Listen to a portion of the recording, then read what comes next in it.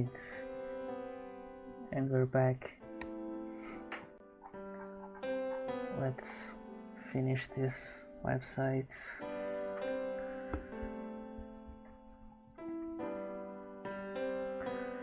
So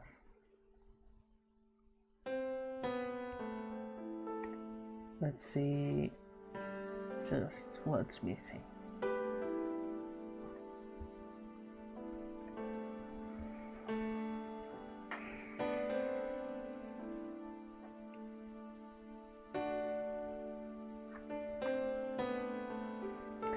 So let's write a readme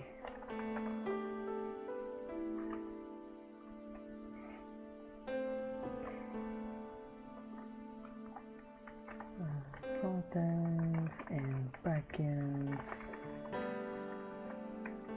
portfolio websites.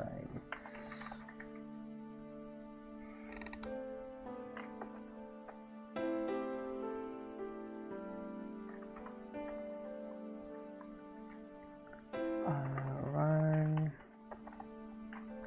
npm install, go into client folder and run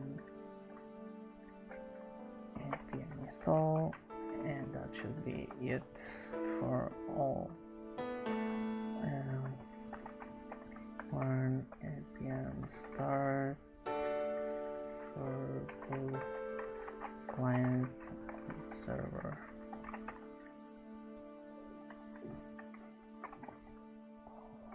Should be working now. There we go.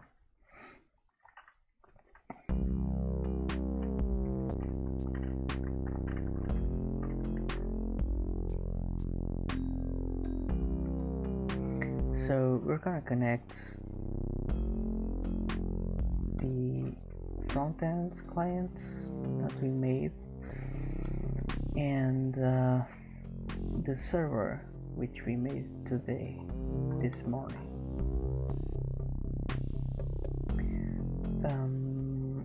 So let's see, is the front end running? Yep, okay. So let's run the server like this so we can see the debugger in action. Alright, now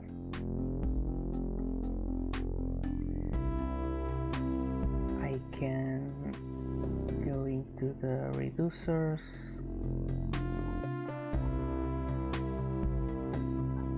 open this, and now open the actions as well,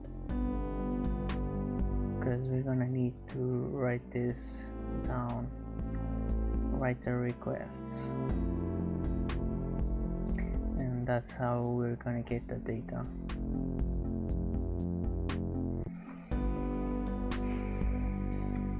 So for the questions, we're gonna have axios.get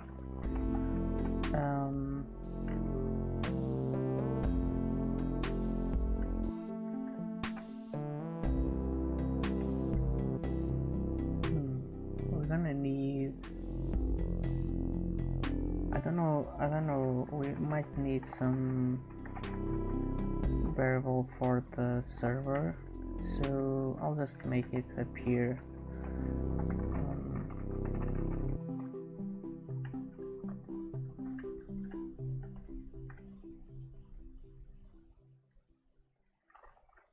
for now. It will be localhost 4000. So let's see, we start with the server and then we do /API/questions, and this is configuration. Alright, this is .10. Then we're gonna get the questions here inside the questions.data. So I'm just gonna destructure it already. So Axios comes comes with a data key on the response object, so we can restructure it. So can I call it questions like so? Does that work? I think it does.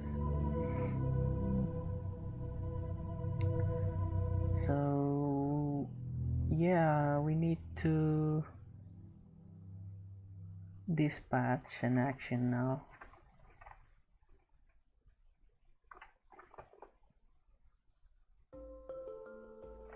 Types dot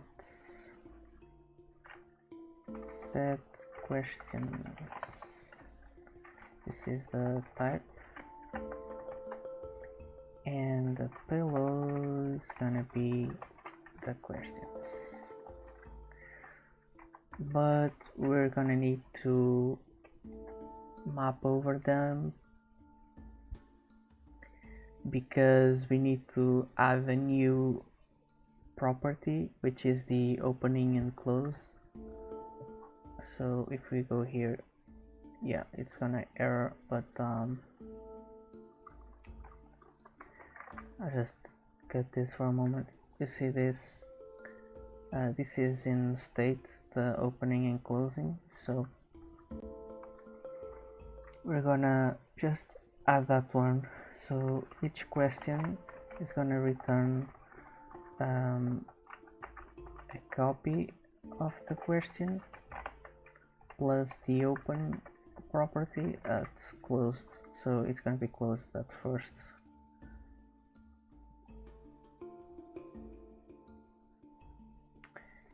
So alright,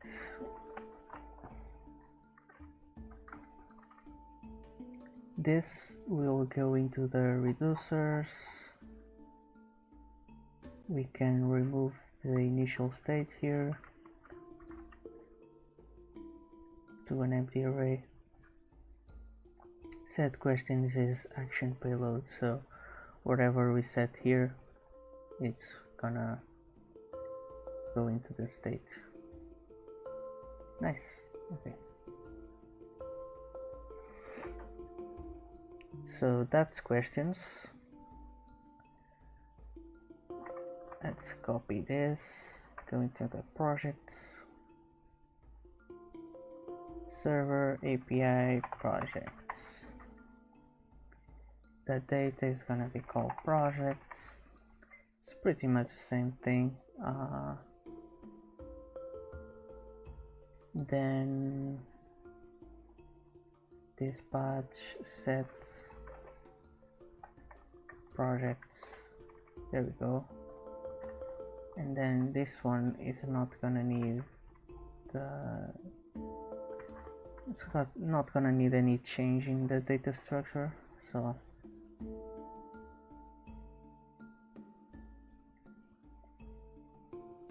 that's done. And now the get about, yeah, we haven't done that yet on the backend, so might need to find a way to do that.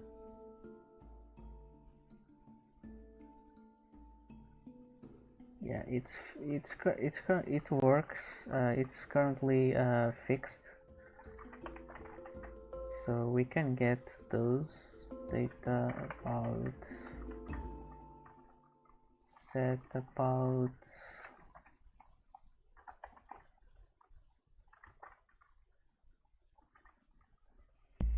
so we can check real quick, but here on the about router we have just a /, so it will return whatever it's in here. It's not coming from a database though, so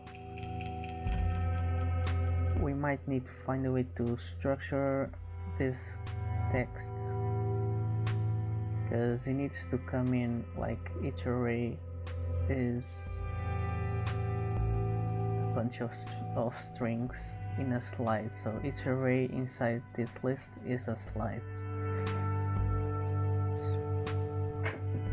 And yeah, I don't want to do like 5 columns for one for each paragraph, because I might change it to to be 4 or to be 6. Yeah, and then I'll have to change the database.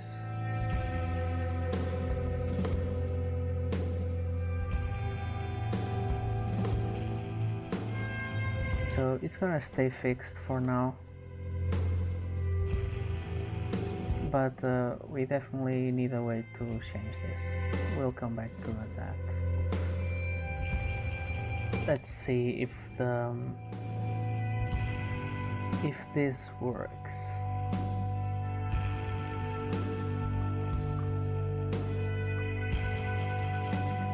And I see that it's already worked.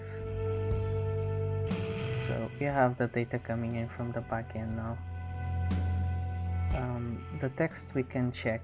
So for the text on the about, we can just say like this is with 2 Qs, and then if I refresh, yeah, so yeah, it's working. That was pretty fast.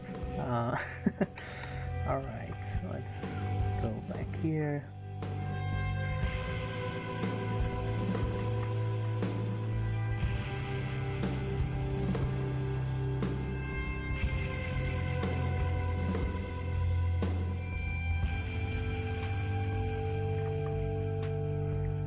I also had an idea for this, that instead of a sliding animation, we'd have like the text flipping over itself and changing when it flips. So each paragraph will like flip. Let's see if I can simulate it. Transform, not translate, rotate. Yeah, rotate on the x-axis. If I rotate it 90 degrees, it becomes empty, yeah, it becomes invisible. But if I change the text and then continue rotating it back to 0, it will make a nice animation there.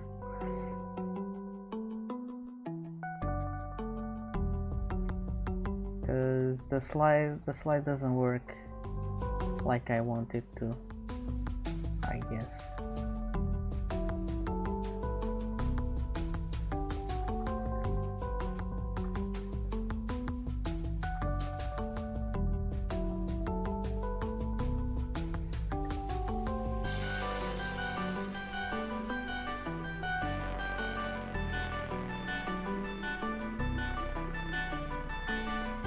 So I think that there might be something missing here in the portfolio.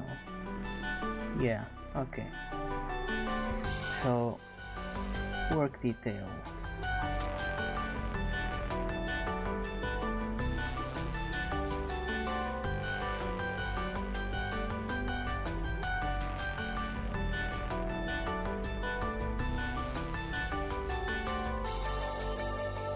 So it might be because of this being a number, being a string currently. I guess it's not. It's because of the description. So the thing is that the description needs to be an array of paragraphs,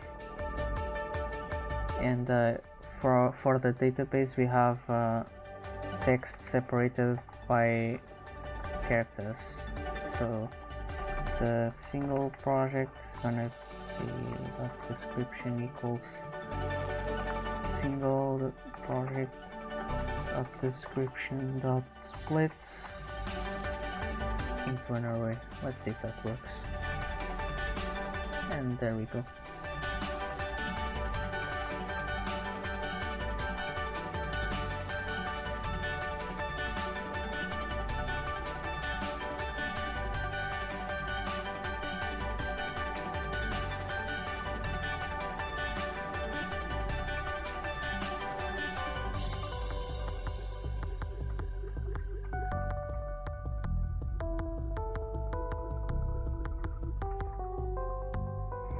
Alright, so this one is done. Is it coming in with the correct links? Okay. Does it work? Yes, it does. Alright.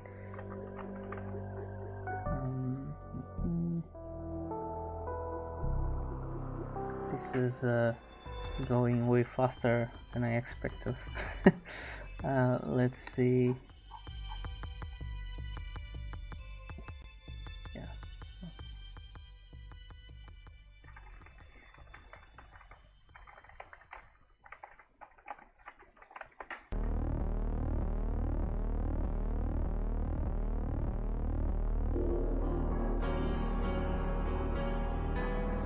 So I need to remove all this old data. Yeah. And all of this as well. So now our Redux file is pretty clean. I mean the reducers, yeah, reducers file. Initial state always starts empty, and then it gets everything from the backend. So there's a problem there. Okay. So because we deleted the initial state, the project description is no longer an array at first. So it doesn't actually exist at first, so that's the issue.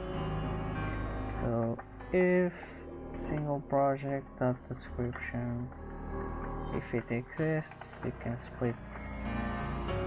There we go. Let's try that. It's not a function.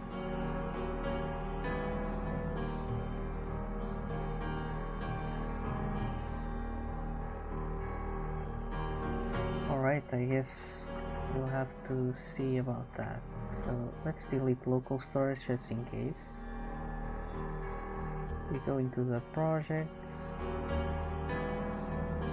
There's the issue. Yeah, so initially the description is never an array. It needs to be split.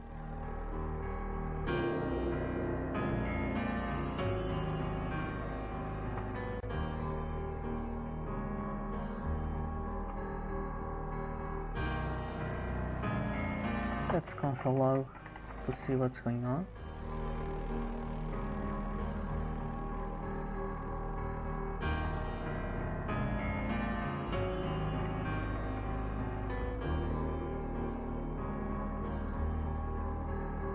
So it becomes an array.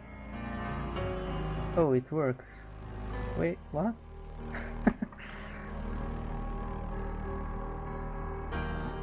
Oh, alright. So I think it was the length I added, or maybe it was local storage. Let me just restart this just in case. Okay, so if I add length, yeah, it's not it, it's from local storage. So let's go back into the console log.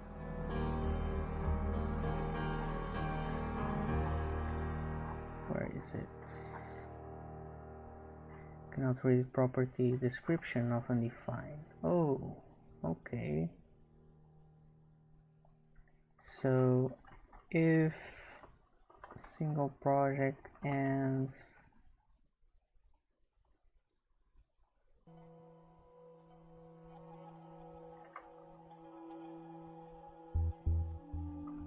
yeah, okay, so initially the project doesn't exist.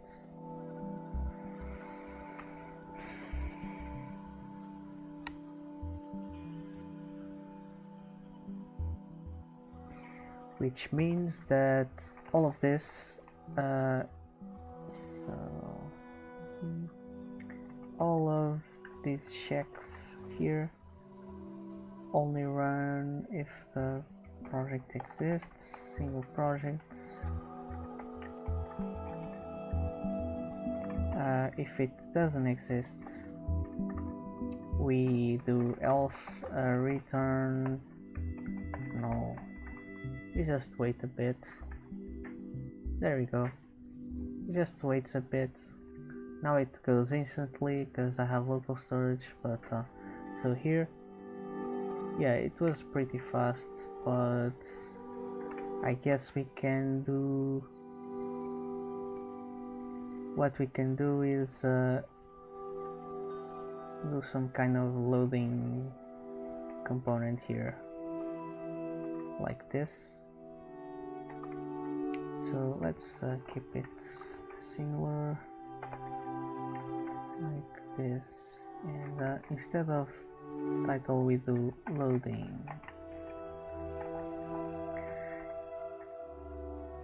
Yeah, that should work. I need to delete this, so yeah, it keeps going pretty fast, but it does say loading before, so that's neat. This one can be just a section.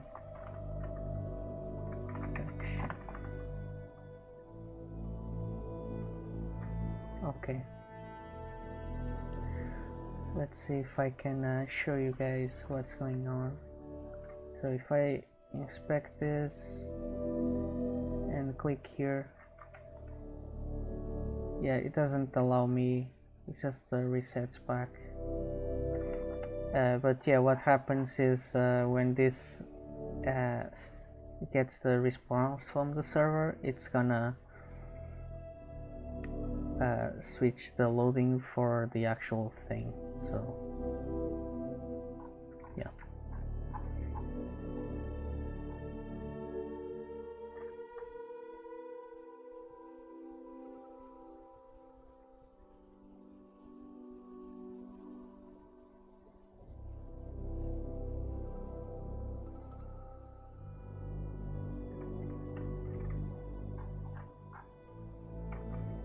Just check. So if I run this, get to API projects, yeah, it shouldn't be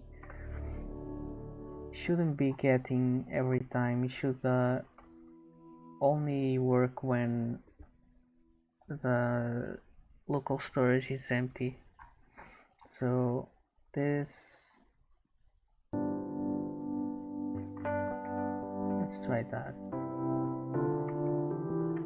Yeah, now I can refresh and it doesn't request, but if I delete all of this local storage and refresh,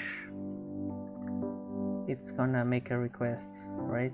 But now it doesn't get another because it's already on local storage. So that's a good way of lifting the work of the backend. Okay.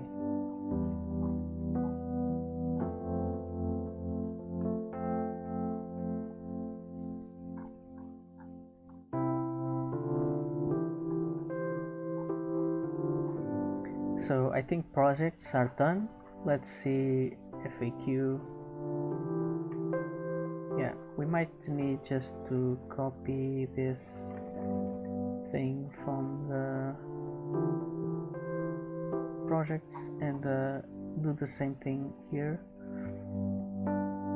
So for example, here we would do if not questions not length. So if there's no questions in the states, you go get from the backend, but if there are already, it won't get them. And that's when we would do something in here.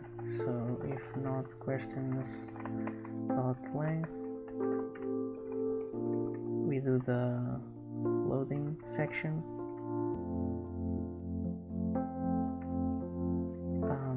Otherwise to the real section. So this would be like this, and then this would have another one. Remove this, and there we go.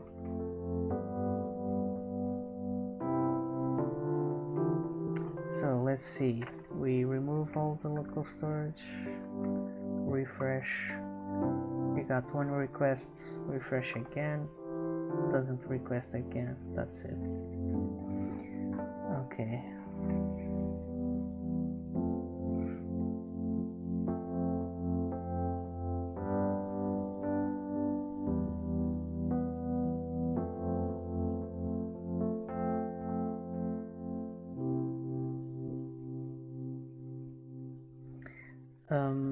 I think I'm just doing a little bit of repeated code, so I'll make a loading component and copy this in there. Let's see, component, delete this portion, and there we go.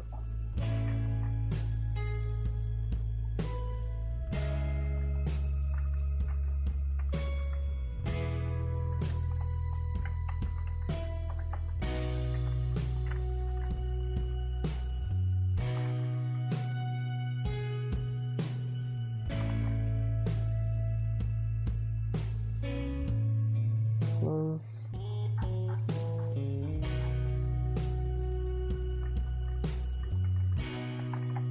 Import it in here and use it down here. So what's the thing here?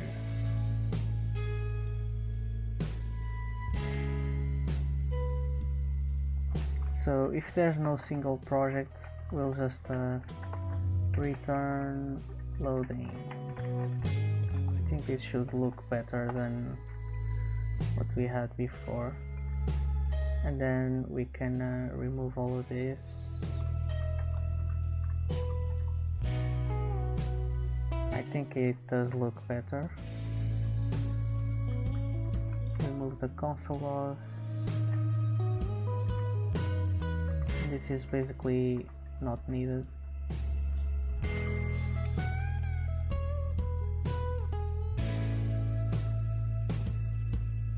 Let's do the same for questions.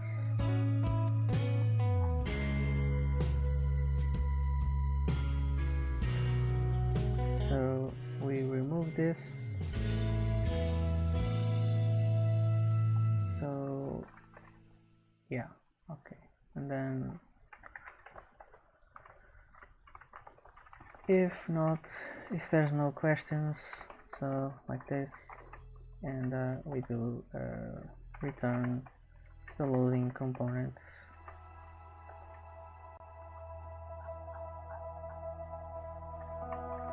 All right.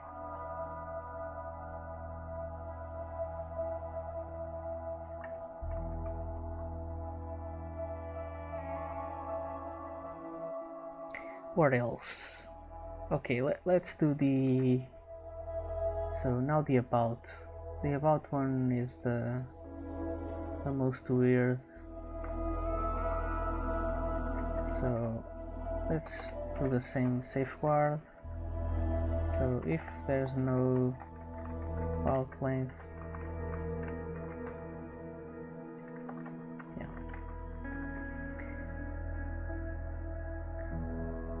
If there's nothing, it goes get it from the backend, and if this returns loading.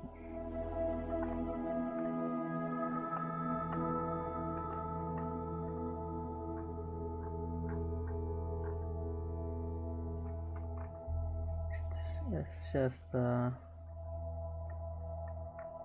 yeah, that's fine.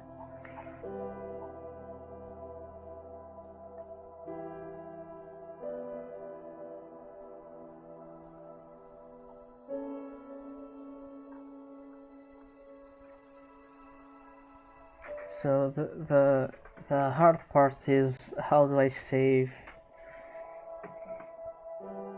this in a database? I think I'm gonna just have to do the same thing I did with the description paragraphs, where I use the character to split lines, and that will work.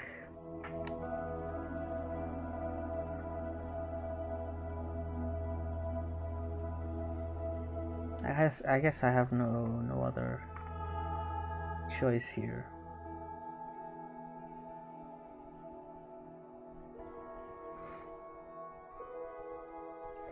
Okay, let's do it. Let's do it. Just the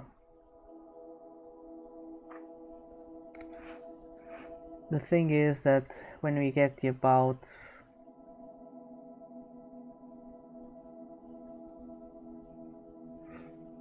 okay, I just remember something else. Let's go to the details here. So this thing here should be here. This one should be when we get the projects on the reducers. We get the projects here, and we do it like .map. So wait. How does it come from the actions? Projects.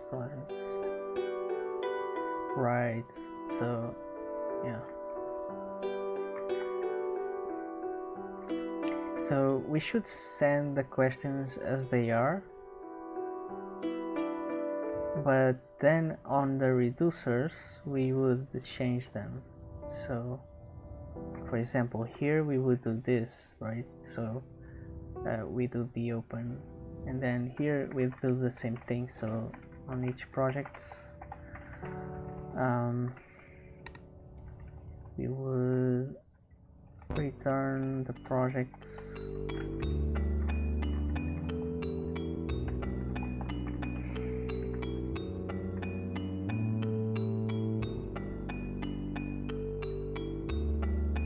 and then the description would be project.description.split into the multiple paragraphs, right? Alright, so here on the about it's gonna be the same thing. Just copy paste a bit, and it's gonna be each slide, I guess it's gonna have text, but the text, okay, so wait, this is gonna be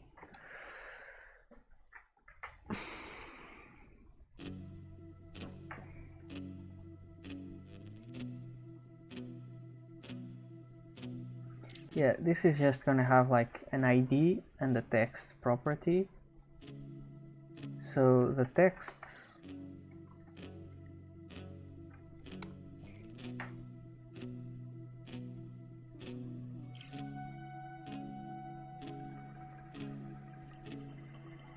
just trying to figure out a better name for this, because I don't like text, right? So text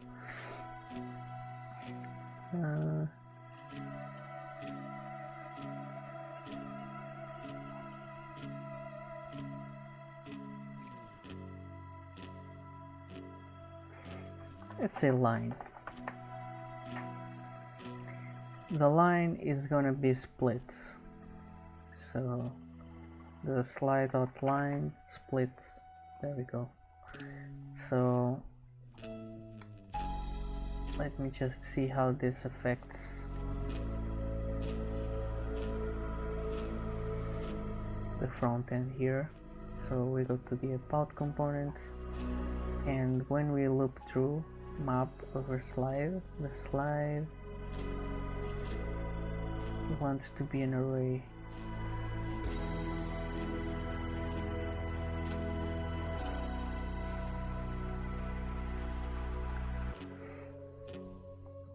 but it's an object, so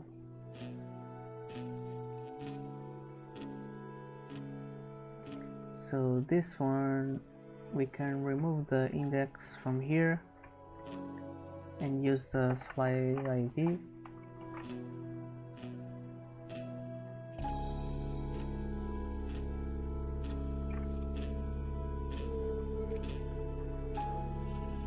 Here we're going to use a slide line, and then each line is going to map over into the text that they belong to. Alright, that's it.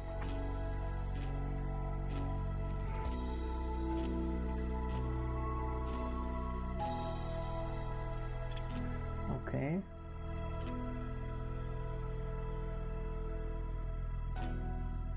So we still need to do that on the back end, but from here it looks like it will work like this. Then here it's gonna split. Yeah, I think it will work. So to do that on the back end, we would make a new migration. So let's do that. New table. So npx next migrate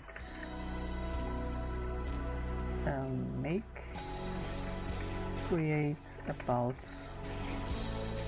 yeah, create about,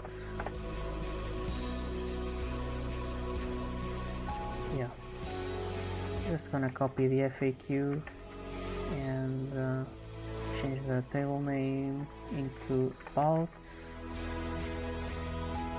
and it's just gonna have an ID, and each slide has aligned with text capability, not null, unique, yeah. And yeah, that's it.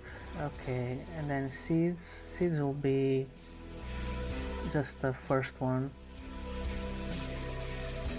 So yeah, so npx seed.make seed::make 03, and it will be the about table. Okay, then copy this one and change the structure and the table name about. This is gonna be a line. It's just gonna have one for the seeds.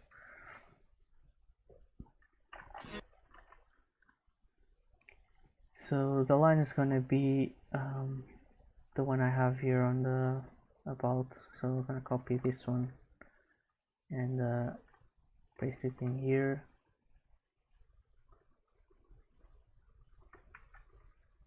Do it like this. So after each comma we have a break. This is a break, and then another break. There we go. So now I can migrate to the latest and then do npx next seed run, and I can actually just check. So there's our about, and if we show the table, it has the line here. Hello again, official Madcoon.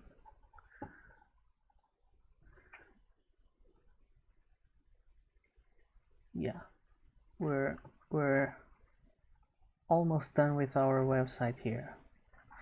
Yeah, the about is there now. I can close it. So let me just commit all of this because it's getting pretty way too many changes. So added about table.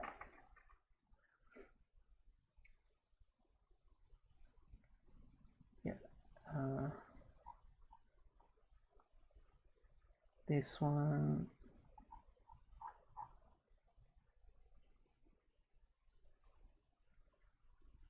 this one, and this one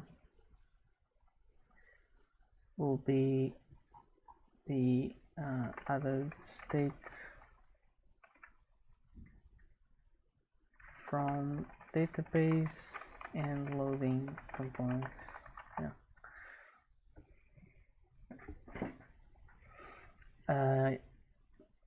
Madkun, yeah, I do have the project in Git. It's public, everyone can see and copy and do whatever. I do ask that you don't copy my logo, but I guess it's public anyway, so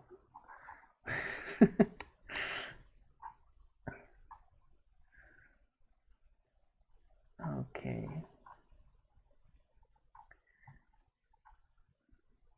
So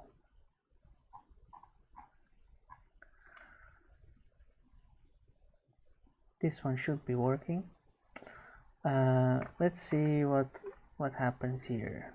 SVG title not defined. Yeah, okay. So on the loading, I need to import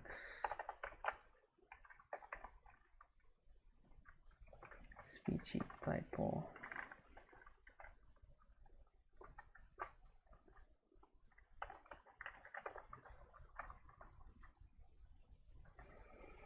So the questions are working, but this one is not. Okay, so let's see what we get. We can actually just go into the about.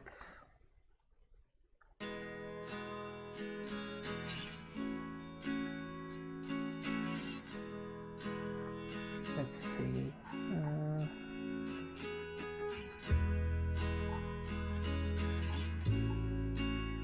Getting lost in the files. There we go. Oh, okay. So this one, yeah, I forgot to do some things here. That's why it doesn't work. So this will be coming from the database. So we need a model here. So this is gonna be called about router, and we're just gonna do it like we did everything else. Just gonna copy this thing here and post them here.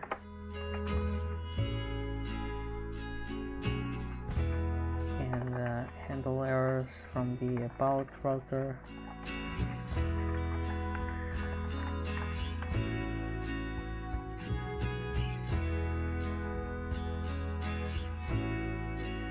Do you guys need me to post the link again for the GitHub repo?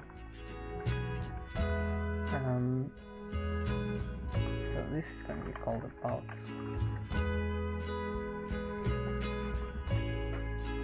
Yeah, so the GitHub repo, it's this one here.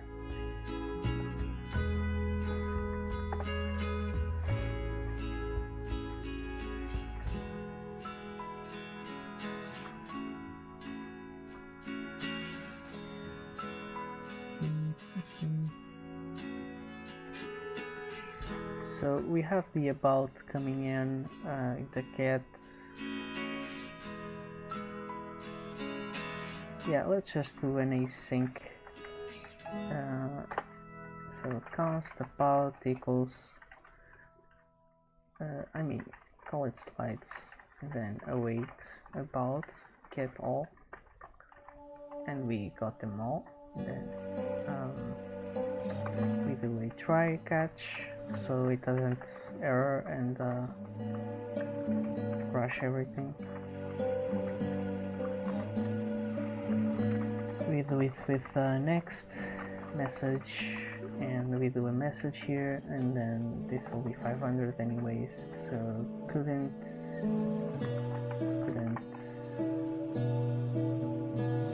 get about slides. And okay, slides goes into here, the response. And if there's no slides.length, we would, so if slides.length else, okay, so this one should be message something and status 404. Yeah, I think so, 404, so not found, right? Doesn't find anything. No slides were found.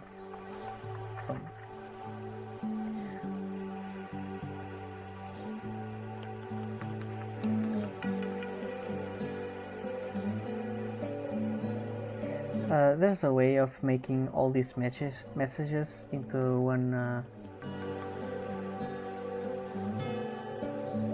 one single file, and then we have a file that has all the error messages. We could do that. Let's do that after the I guess, yeah, after this works, after this part. Matkun, I will watch your last streams to see all the process. Sure. I hope you do. Alright.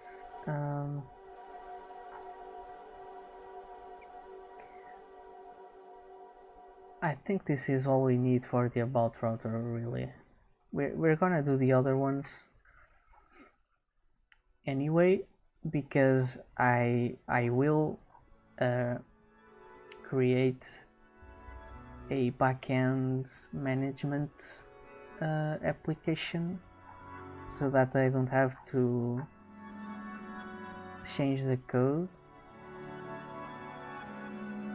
I only go to I log into my backend and then like say that insert a new project and that's it. I think that will be cool. But that's gonna be tomorrow.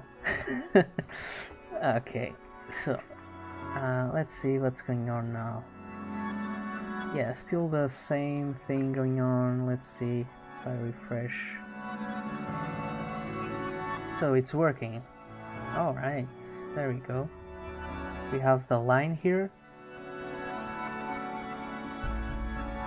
Yeah, it's working.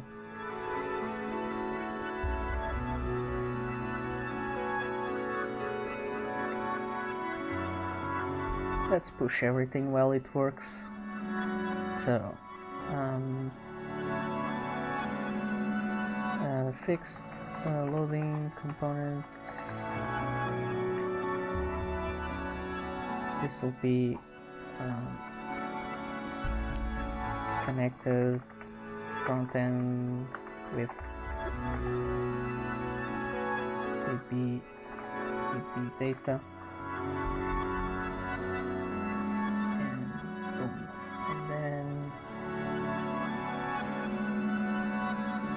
Let's keep going on the router here.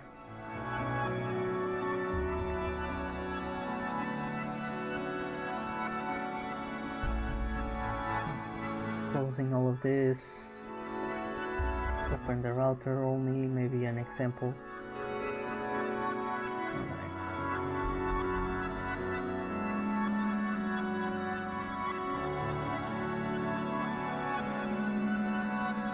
Let me see if I can align this with the stream camera. I guess it will be better. Okay. So if I split, does that work? Not really, but okay. Let's go back. Okay, so we're just gonna do the same structure. So we're gonna have to get by ID, post, put, and delete. Same thing. Let's start with get by ID then. ID, we're gonna have to call the validate ID, middleware, It's gonna need another one as well for validate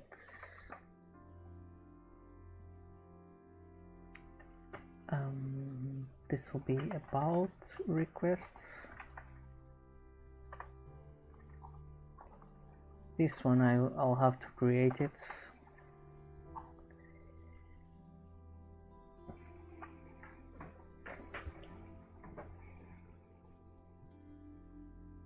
Now we can remove all of this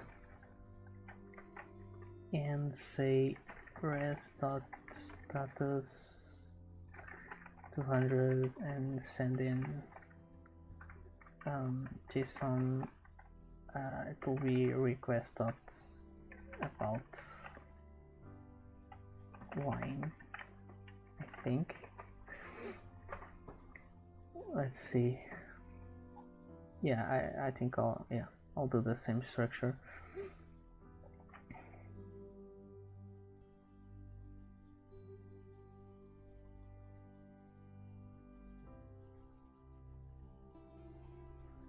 Next one should be post. Okay, so we do copy paste here, just the /. It's not gonna need this, but it's gonna validate the about post, which I'll need to create as well. And then how did we do this? So we add one and make a little bit of a check. So this will just have line, and then same thing here, line.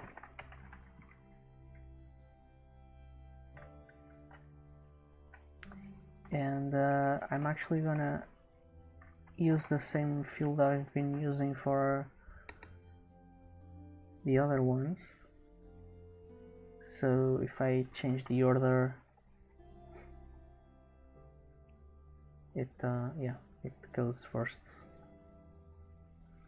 So this will be the about.add one line. This will be new about line, and could add line to the database.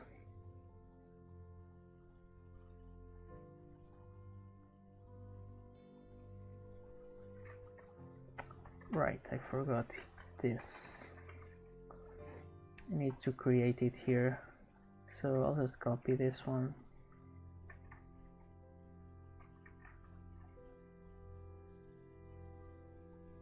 And I'll have to make a priority here of just max. So this one will always be first. Okay. Let's not forget to roll back and roll back into latest. Okay, and then seed run. Everything working fine. So post validates, creates a new line. Yeah, doesn't work, goes into error. Nice. Okay, so editing, I'll just keep copy pasting. Let's just do this. So about router validates ID, validates the about post, gets the ID. This one is just equal to this one, so there you go. This will be renamed, updated about line. This will be about, and update about line info. pretty much always the same process. That's why I'm trying to think of a way that I would do like centralized router process for all of this, like a standard. It should be fun to make. I think I'll try to do it afterwards. So delete validate ID. This will be about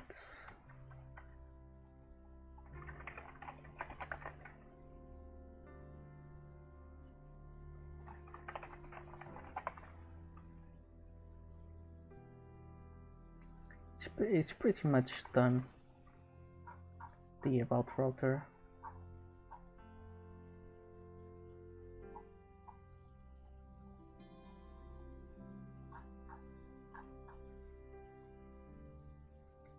So it's missing the middleware, right? So these two functions, let's go here into the middleware folder and just boom,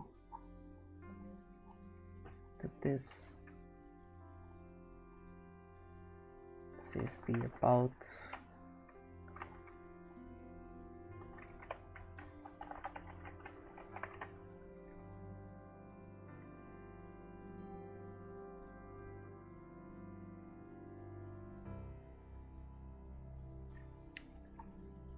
Yeah, this one will be line, and this one also.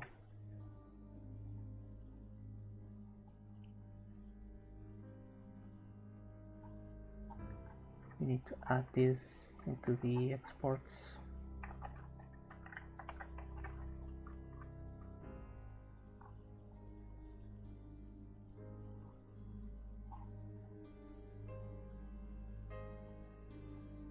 So you see that there's a pattern here with everything is pretty straightforward on how it works, and it's pretty much copy paste from one another. So I'm definitely gonna try to make this like a single function for the requests and the posts.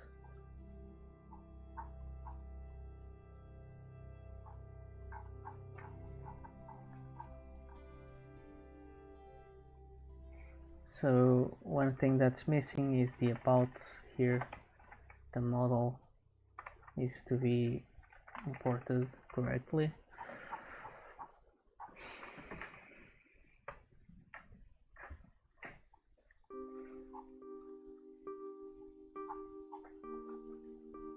So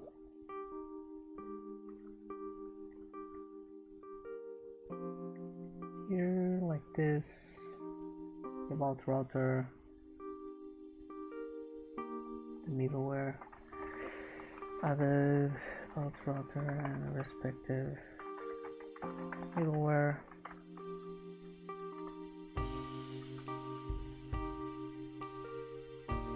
This will be the loading. Yeah. Okay, so the migration and the seeds would be updated about lines to have priority fields.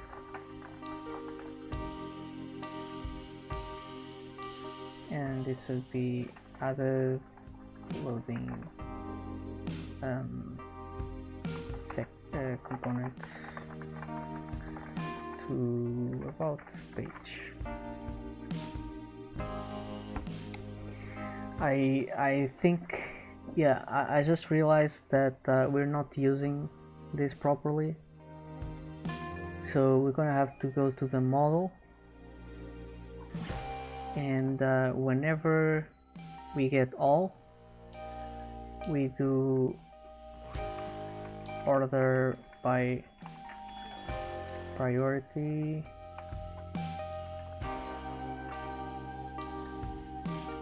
and this will be like descending, right? I think it is descending. So The higher number comes first. Is that it? I think that's it. I kind of forgot.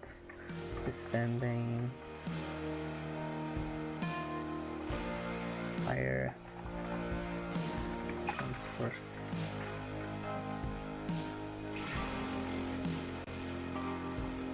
Yeah, I think so. Yeah. Largest, yeah. Yeah, the largest will come at the top. Yeah, that's it. So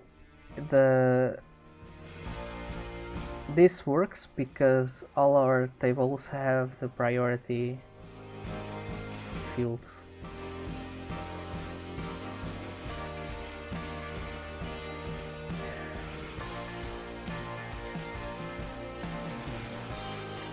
Which I don't like that it's dependent on the table structure to work. Like an optional thing that I can do. Next, check if table has column.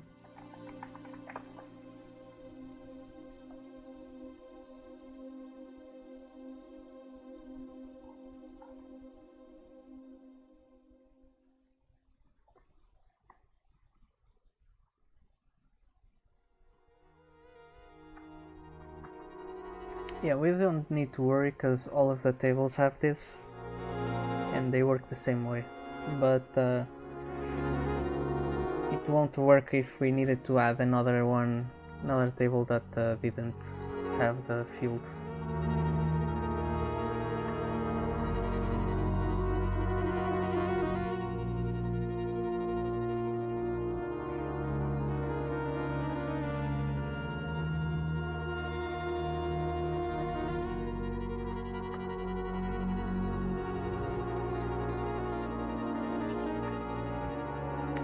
I think the server stopped. Yeah. So let's run that again. Run the site.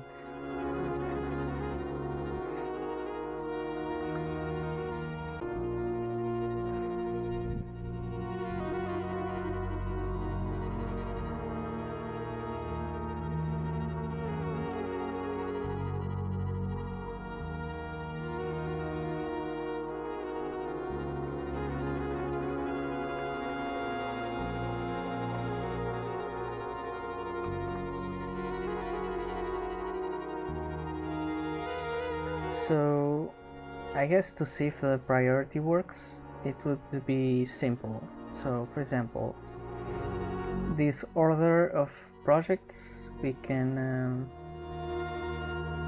change it by changing the seed. So I get the second one a higher priority. I run the seed, refresh, and it switches up to the first place. There we go. So it works fine. Alright. That's what I wanted.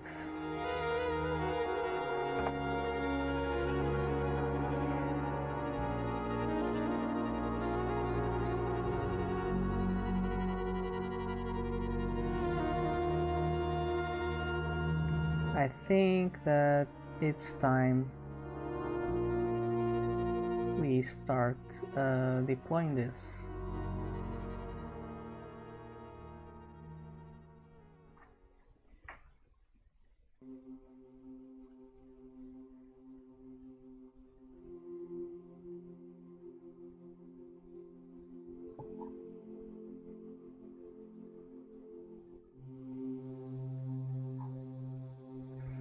So npm install globally Heroku.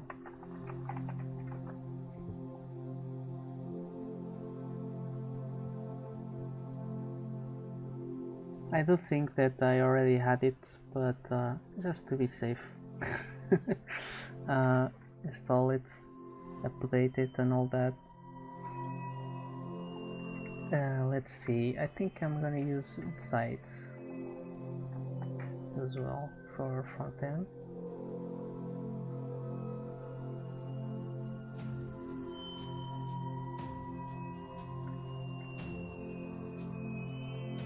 New project, yeah. The thing is that this is gonna copy the server. We'll see. So for Heroku, I can go here.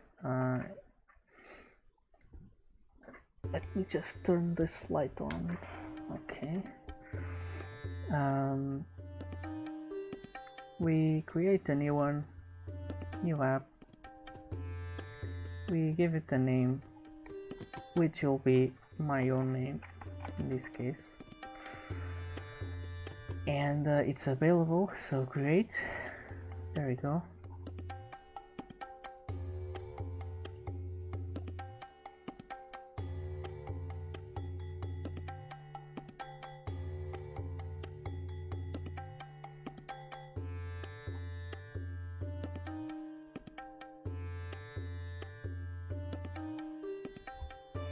We can add it into the GitHub repo, so we have it as a remote, but I'm just gonna connect it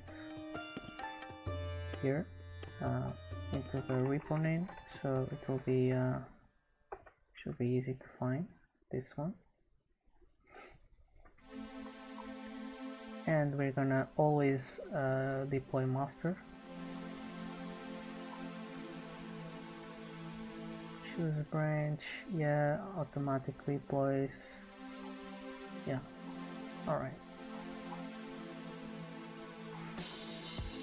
So, to do that, we're gonna need to merge the pull request from Tuesday. This is old code from the other day. We're gonna have to make another one. There we go. Merged. So yeah, let's make sure we push everything here. So let's see if I can, yeah, push into the today's branch. We should see this appearing here. We create a new pull request, and let me just there we go. Progress from Thursday's string. Boom. Create pull requests. And this is everything we did today. So I do have to merge this in order for it to go into deployment.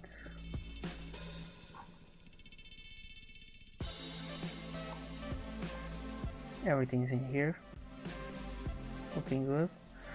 Okay. So by now this should have been trying to deploy already. Yeah, like this. So we can see that yeah, it's working. It's being deployed.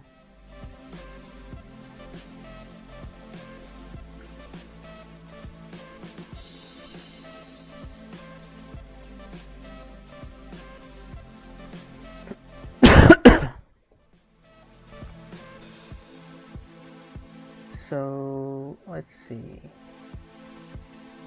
That should be called, let's go into overview, deploy.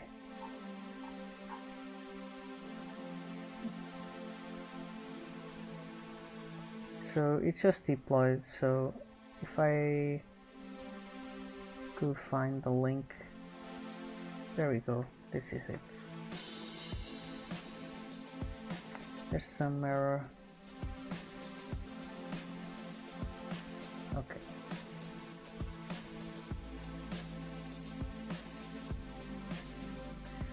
Well, I do need to set the environment variables,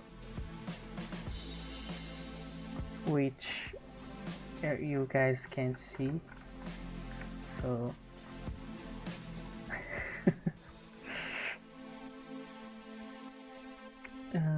let me think. I think that's everything. Okay. Yeah, cancel that. Okay, let's see if it works now.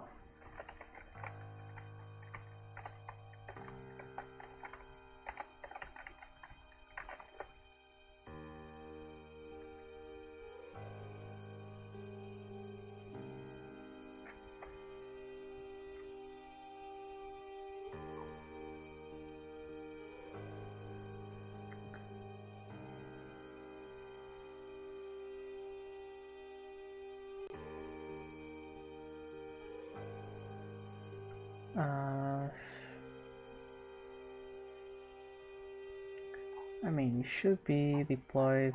Let's see, open.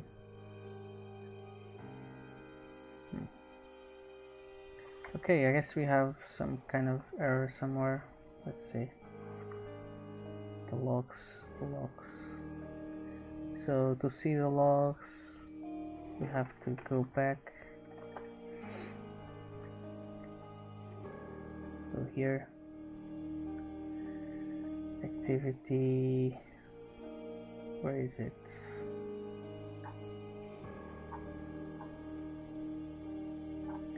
I've done this before and then I forget everything. Cancel. Build log, there it is. Okay. Let's see. Oh, I didn't see anything and I already know what it is. It's probably this thing here. I can't use node-mon. Node. Okay, so this is this should be node-mon index.js.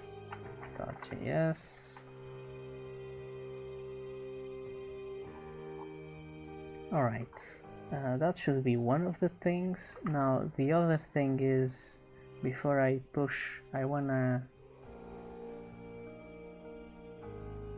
know the URL for the front end. So this will be same one. I think this will work. Let's see.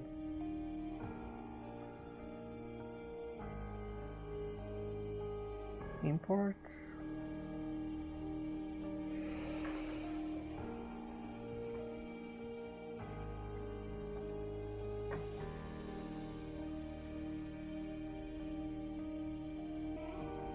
It's taking a long time.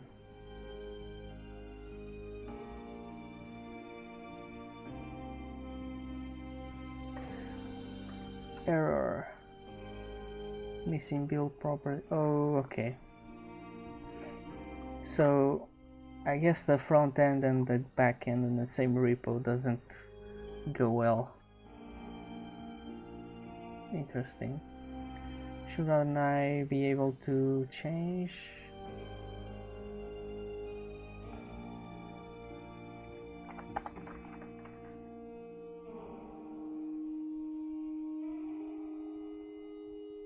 I should be able to change it. It doesn't let me change the base directory.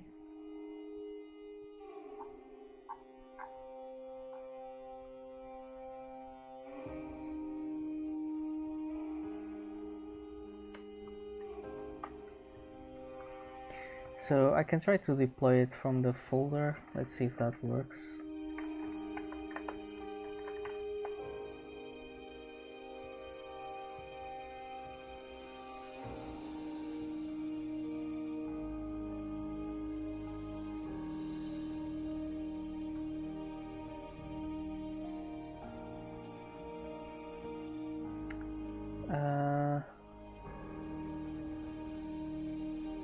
Okay, so let's see if this has a build.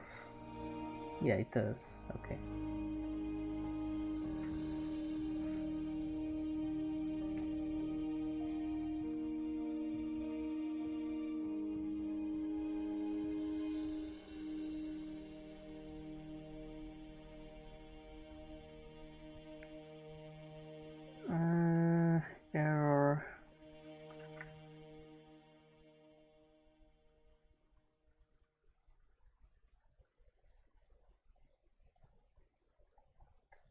Oh man, this error doesn't explain anything.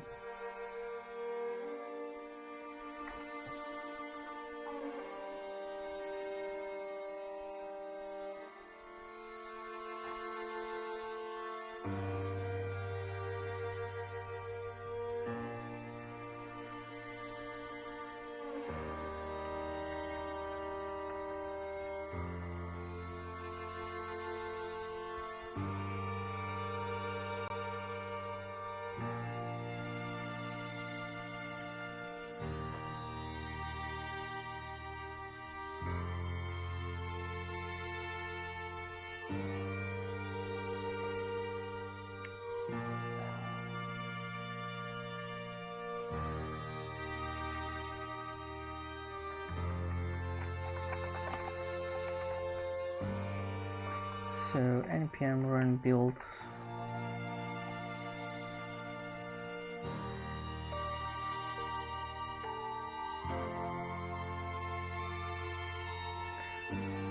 to run the build, and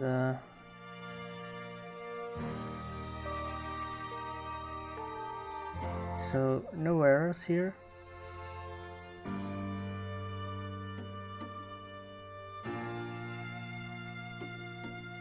Which is surprising, so this should have worked now.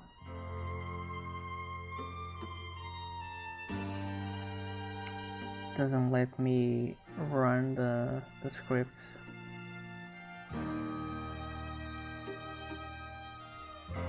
Wow, really?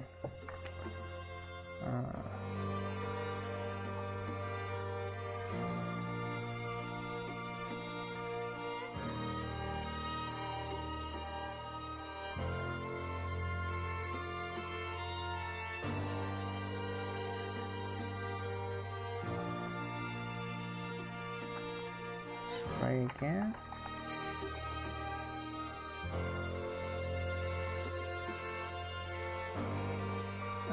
Welcome back, Matkun. We're having issues with deployments.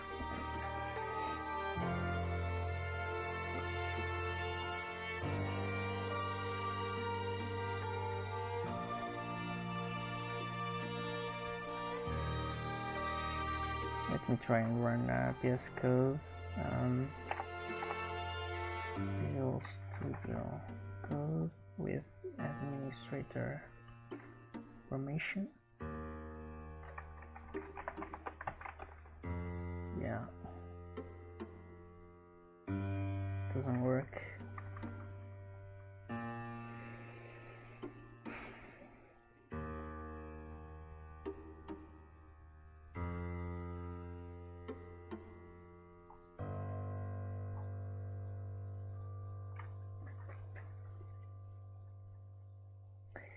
I mean, we could try Netlify. I think I've successfully deployed something here before. Let me log in.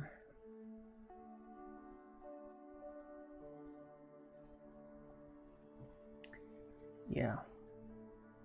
Domain settings.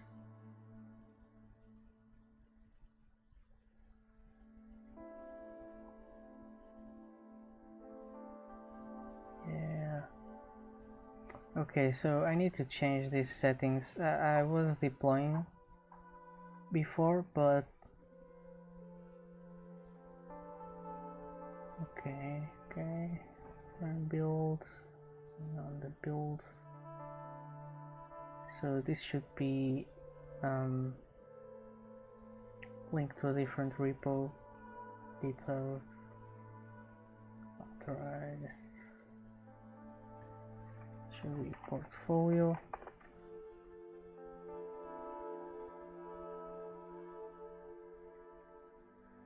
Yeah, should be more.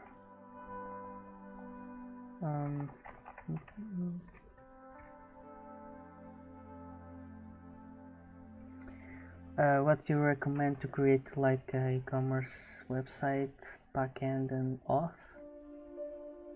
Well, that's very subjective, isn't it? You can use pretty much all of the different technologies available. I mean, isn't that right?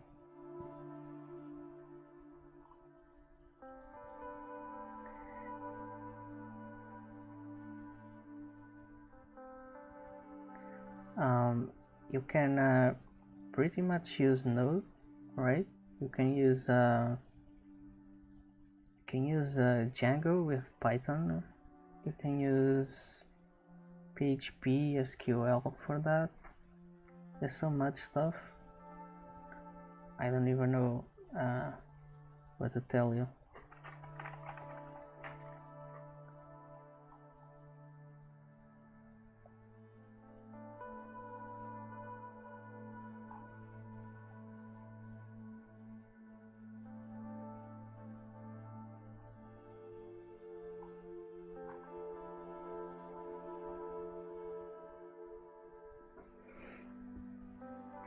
Do you have already something in mind?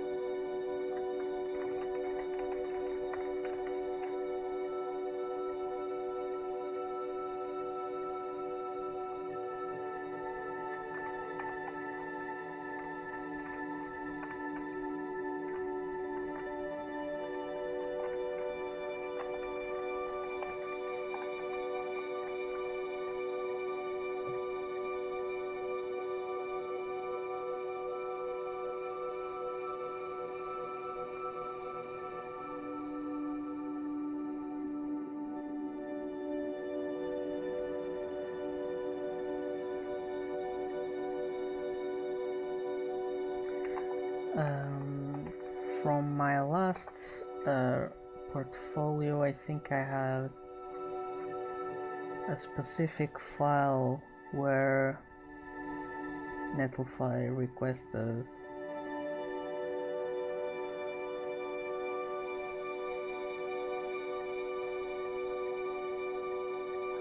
so this is not the one. Let's see, a portfolio, yeah, website.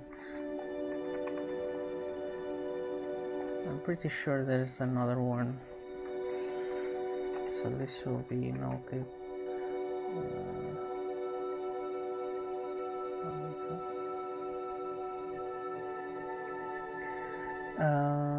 Visual Malkun, I want to learn Node.js. Do you think it's good to create admin site to control stocks and things like that?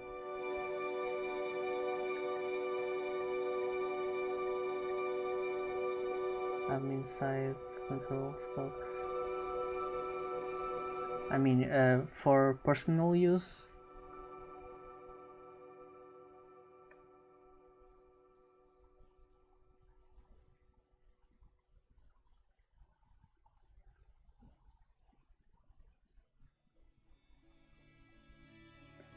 If it's for some kind of client,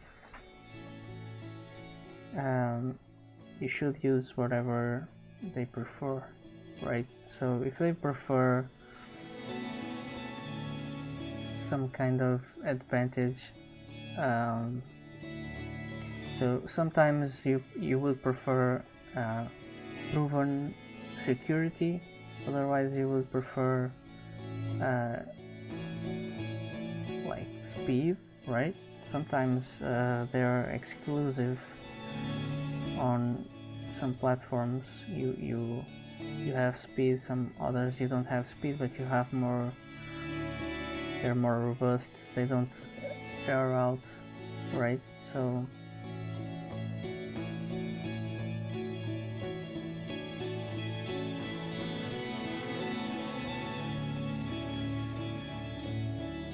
but you can definitely do that with Node.js.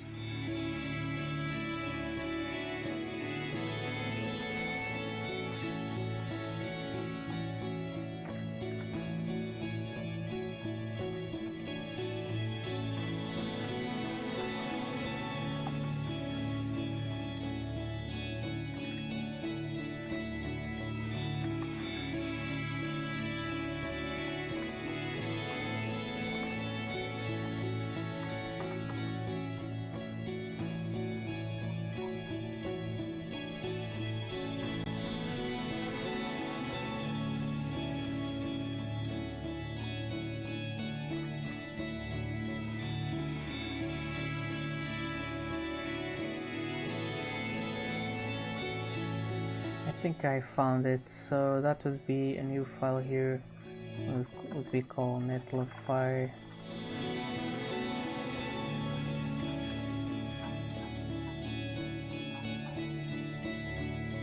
I mean, what? Not this one.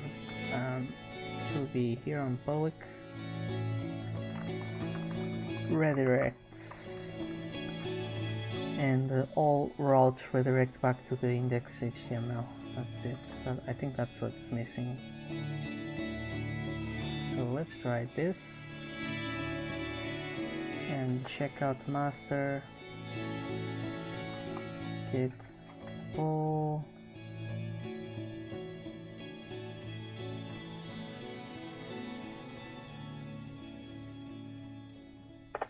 I think we have to git pull here.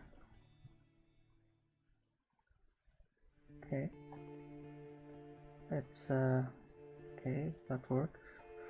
And then git push origin master.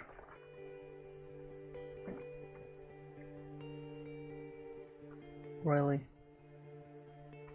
It didn't push anything.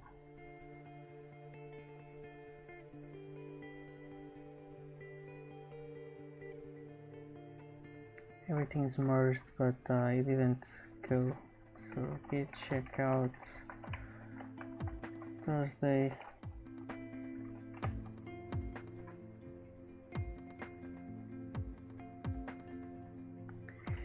Git push origin.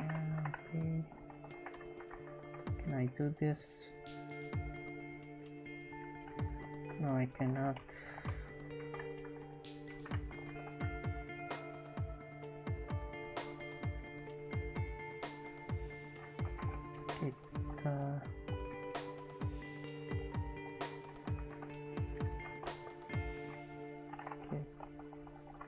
Checkout master.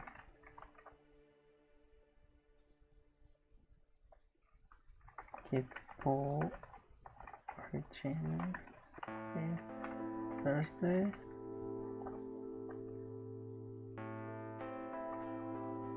Git push origin master. Is that it?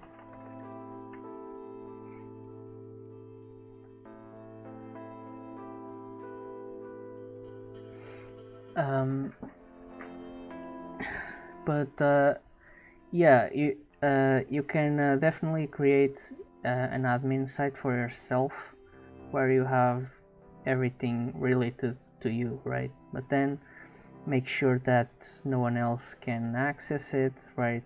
Make like pretty damn sure that no one can enter it. Good passwords, good encryptions, tokens, everything you can think of. Just add security, right? research well, especially if you make an admin site for banking accounts or any other kind of important data. So yeah, sometimes even photos and videos can be pretty personal, so make sure those are stored well. Do you use Material UI in the projects? I haven't used it yet, not even once. I probably should. I think I might do that for the admin site for this project, this current one, because I don't want to style the back end, right? So I just want it to work. So I might do that. Yeah. So let's see if this merged. I think it did.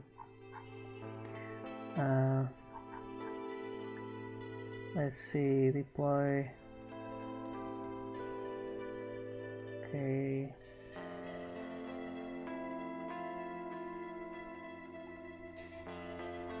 I think it failed again. What's going on here? React scripts not found. What?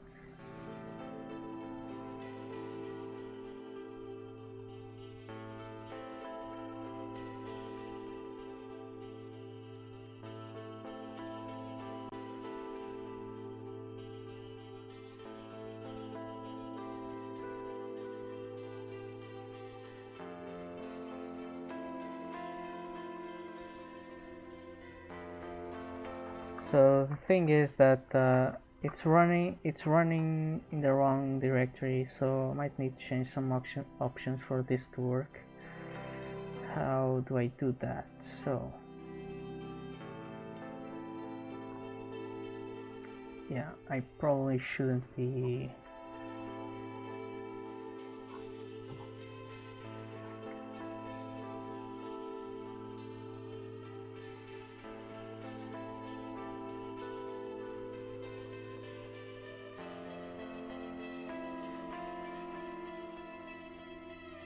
yeah, there's some things here that you guys can't see, unfortunately, because they're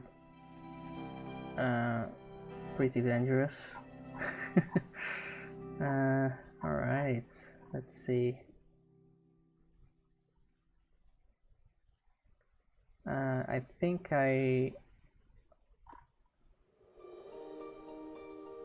trigger, quick caution trigger.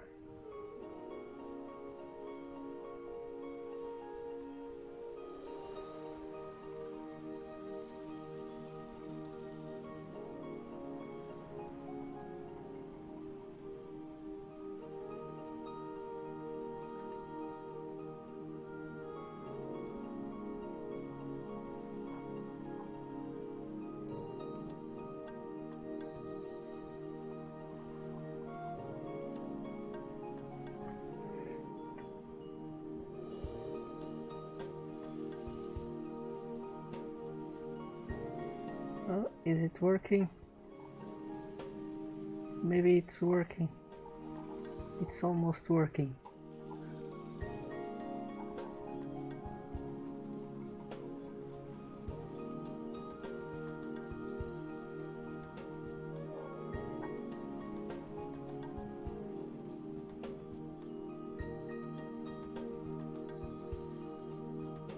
Oh, I think it works.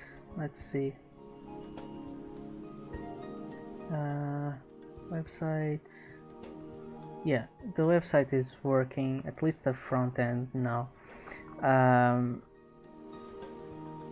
It might need more adjustments, but that's the main thing. So let's remove this because this is bad.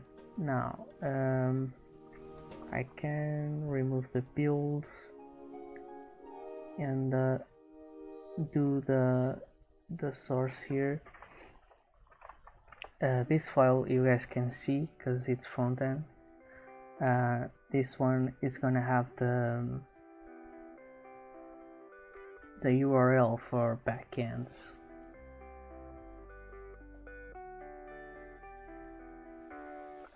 Yeah, so it's gonna need to be called React app and then API, and we can say that it's the localhost hosts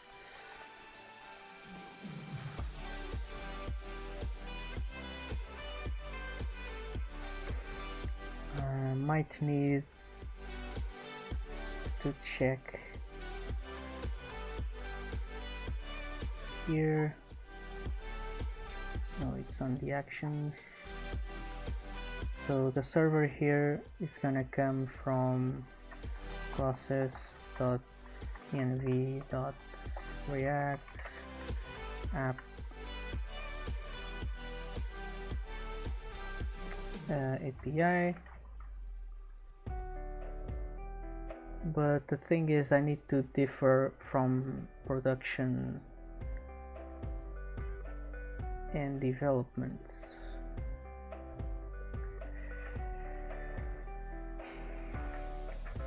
I think I already did this sometime Sunday.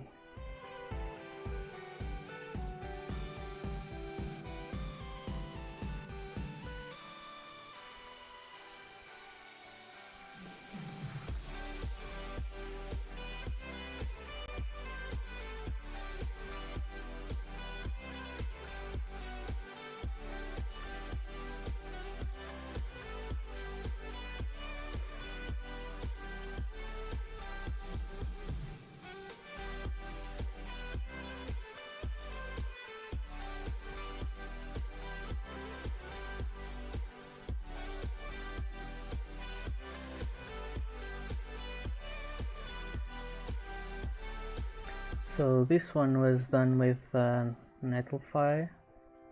So this one should have. Can't open it.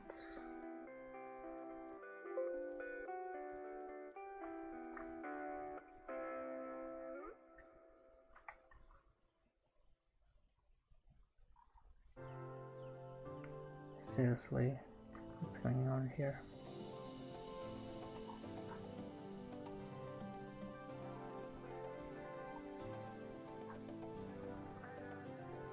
So let's see, actions index. Yeah, it just has the base URL for the deployed version, but yeah. So let's use it. Yeah, I guess. So the deployed version is https://melquip.heroku.app.com mera.bat docspat. What framework is this? This is React and Node with Express. Yep.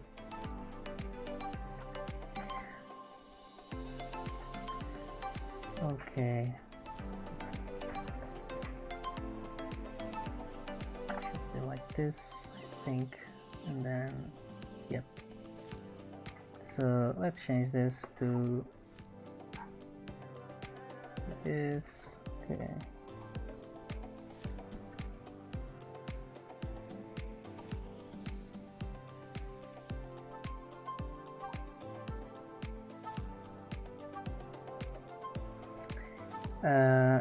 I've used Django. No, I have not, but I will, because it's part of the Lambda web development track that I'm on right now. This is an off week.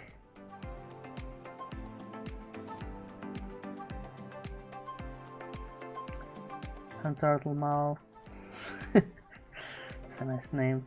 Do you know how to do CEO? I'm pretty sure I'm able to follow basic stuff on that, but I don't know it by heart. I will have to look it up.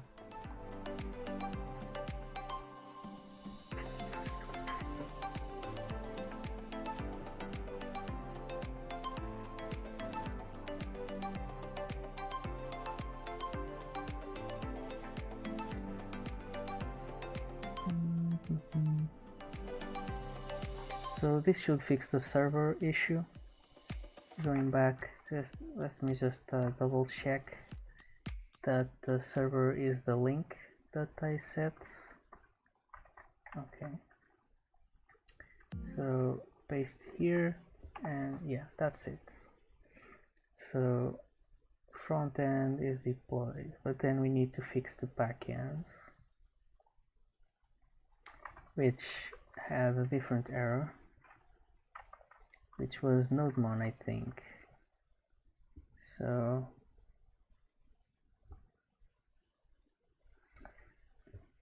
let's see, activity deployed build failed. Let's see.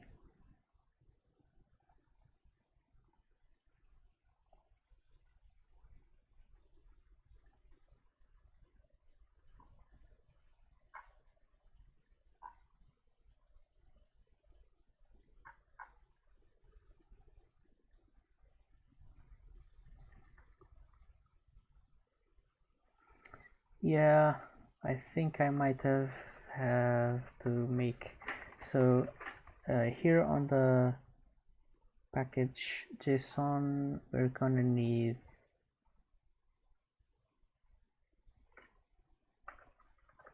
the engine. So let me just check this package JSON engine.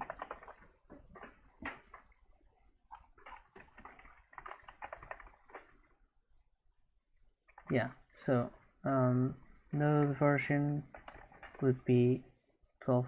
Okay, and then we would go here and say engines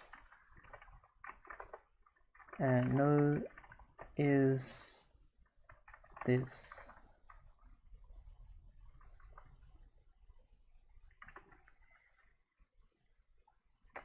And I think there's something else. npm, yeah, npm viewer version. Okay, npm -v.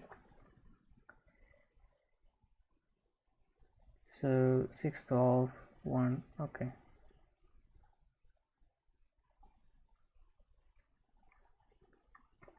Copy this.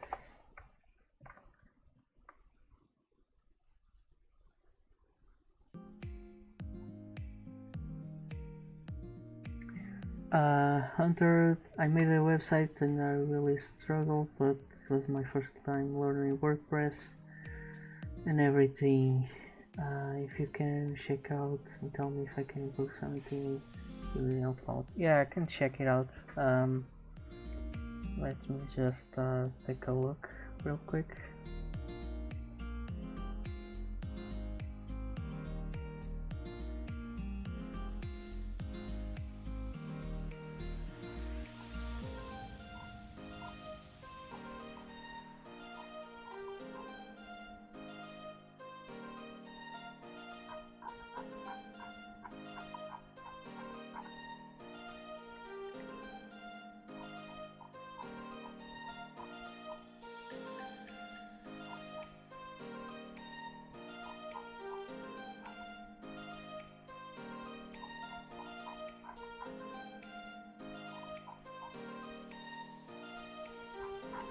So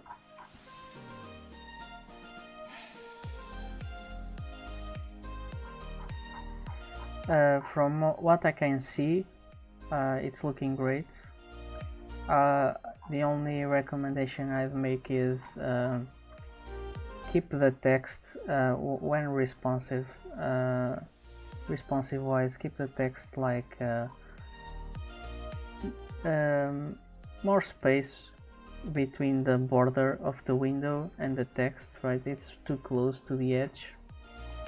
And I would say that the menu on the mobile, the contrast between the letters and the background on hover is very hard to read because it's green on top of green, and yeah. But otherwise, this is a great website.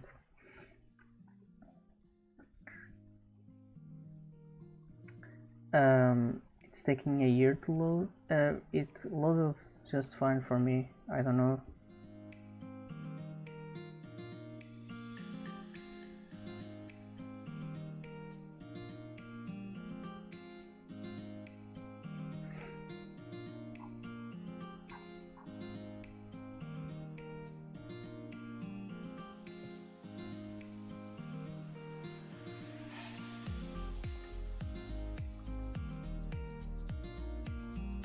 So let's see if we can trigger this to run again.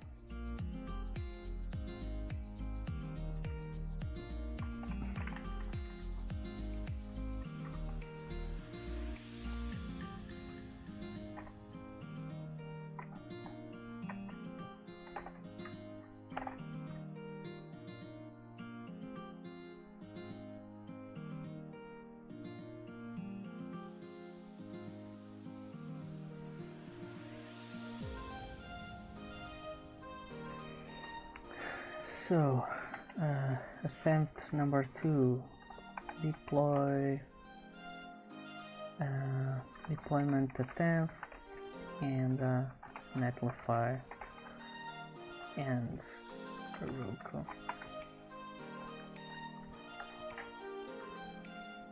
Nice. And git push master.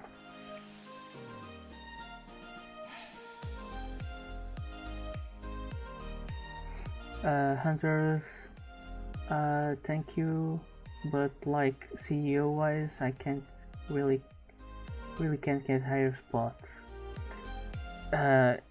CEO is very hard. There's like a whole profession for CEO positions. I mean SEO, not CEO, but yeah, SEO. It's a very hard thing to do perfectly, but there's also some limitations, right? Even though if you have perfect SEO, if you don't have people going to the websites, it's not gonna rank up on Google. Google just has too many things to worry about. They want like people clicking on the most popular stuff as well, not just what's technically correct, right? But I'm sure that if you promote the website, it will gain traction, right? But also take in mind that if there's competitor websites in the same business as your website, which I've seen, it's something about League of Legends coaching, right? I'm pretty sure there's many competitors, so even though you might have pretty good SEO, there's a lot more people with pretty good SEO on your on a higher spot a longer time, right? So that's pretty hard to get over them as well. But have you tried fixing? Do you have like something that you analyze the website, there's some I think there's some package in WordPress, some plugin or something that checks SEO and tells you if you can improve something. I would look into that. Yeah, you used, yeah, I was pretty sure you had. So let's just say here. Yeah, this is kind of what I was talking about. So this thing, yeah, it's pretty good, right? So you use it on the website and it tells you stuff to do to make it better. I would follow the recommendations as far as possible, but to go more in depth on that, I would need to research it myself, and I haven't, so I can't do it right now, but I'm sure you can manage to get it working.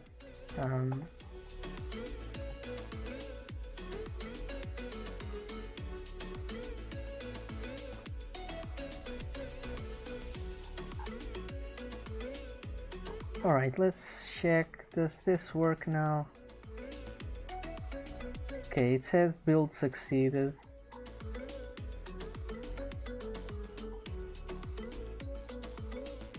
Let's see if it succeeded or not. Okay, we have a message, server is running. So I shouldn't be able to access stuff, but I'm gonna try. For instance, enable to acquire connection. Nice. Okay. Interesting. Okay, so let's allow our own website to work with our own backend. Okay, so to do that we have to go to the website, which in my case is the melquip.com, and if I go into our server configuration, which is right here, we have the localhost origin, but we're gonna add the website, right?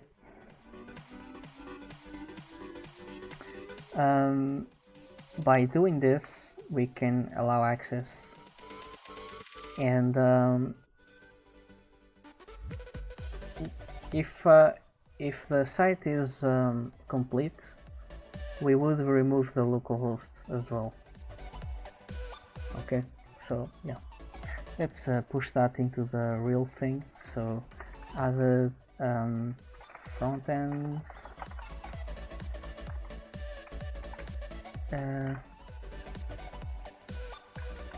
front end access with cars origin. Okay, so hit push.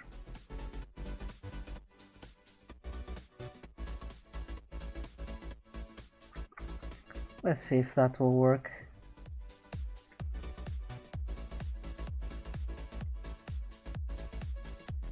Oh, your images are in SVG. I don't know. Let's see your website again. Perfect.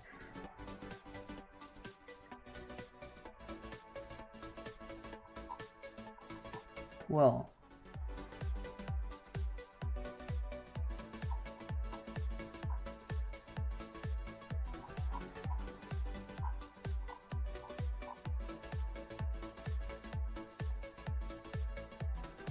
I don't see the images in SVG.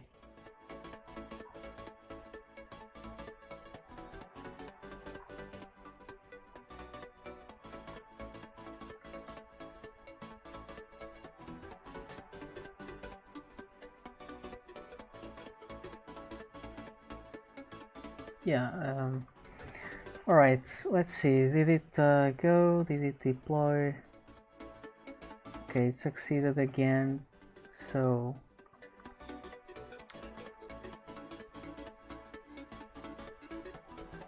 does the website work now? Let's remove all of this.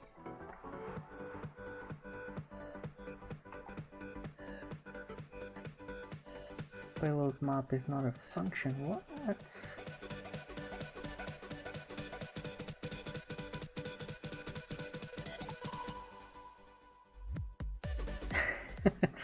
I'm learning Django. Who wants to learn with me? I will certainly learn Django soon, I guess. After the labs project in Lambda, we'll have Python and all that going on.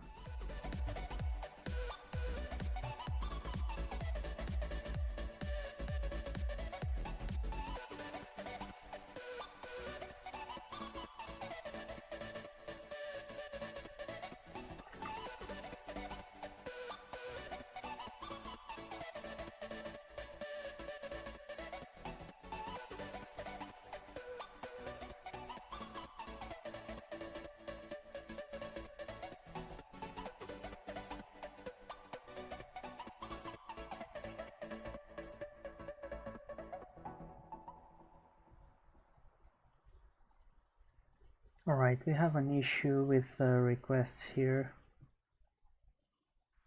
I'm running away from this pain.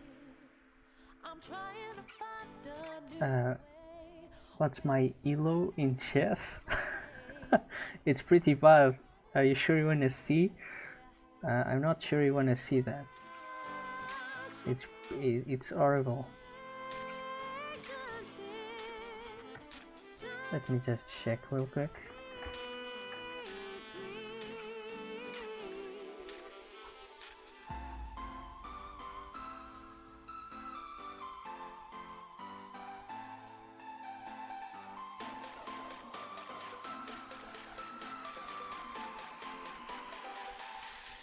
So,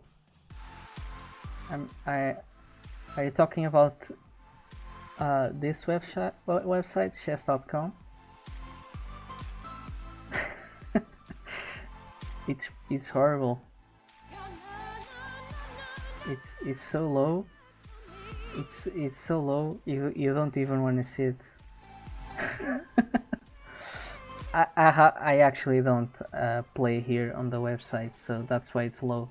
Because when I did, I was trash.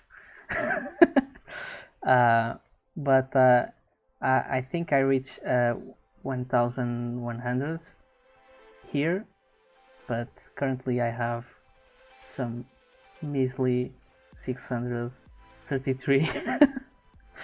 Yeah. But I don't know, do people like to watch chess? We can make a game after this works, okay? If this works, I'll play it. I just want this to be deployed today. It's giving me an error. No, I don't play online. I play against people, like real people, in person, with 3D pieces on a board, a wooden board. I like to play in real life. It's cooler. The screen doesn't give me the same enjoyment.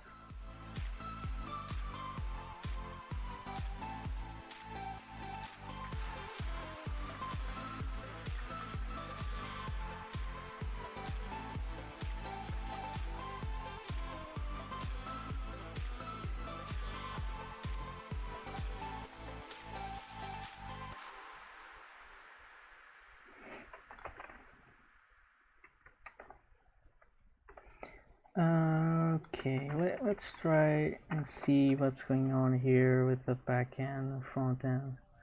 Skips.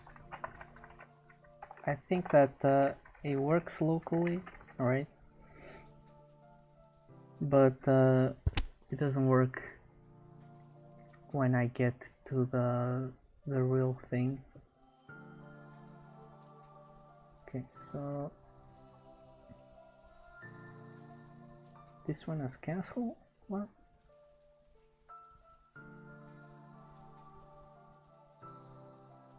Retry. I think it didn't do the proper upload.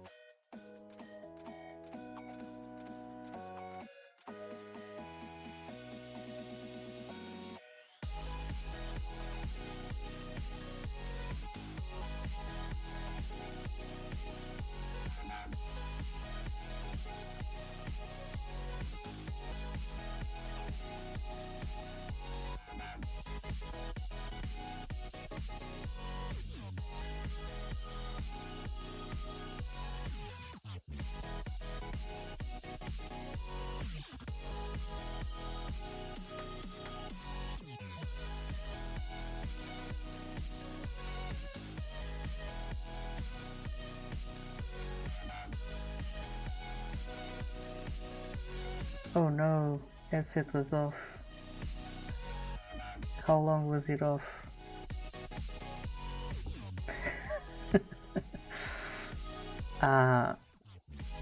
Meradox Bats, did you hear my reply about the chess?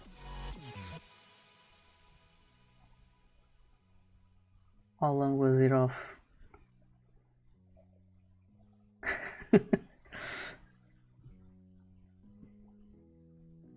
Okay, okay. So at least until there. Okay. Problems we've had was the front-end application wasn't working with the process.env variables. So the problem was the environment file was inside the source folder instead of the base directory. So that was the problem. Okay. The front end works, but now we have the unable to acquire a connection error. So this thing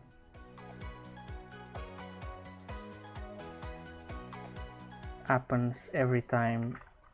So the thing is that I forgot to create the Postgres database, right? So that's a problem. So to do that, we need to go to the Heroku and figure out where is it, right? So maybe it's here.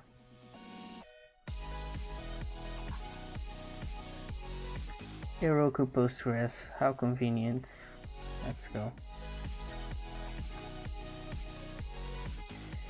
Add provision to. There we go.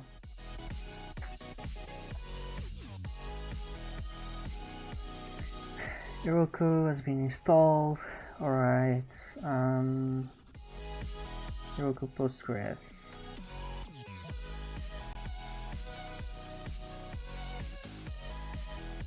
Manage. I'm not sure how to see the link.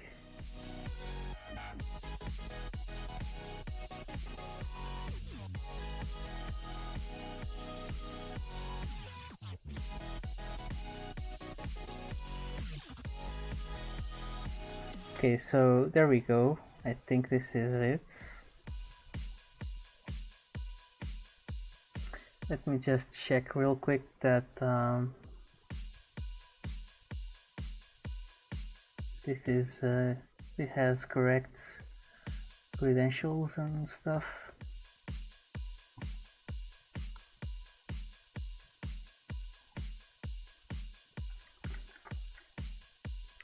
So if I remember correctly, I copy this URL. Is that it? I don't know.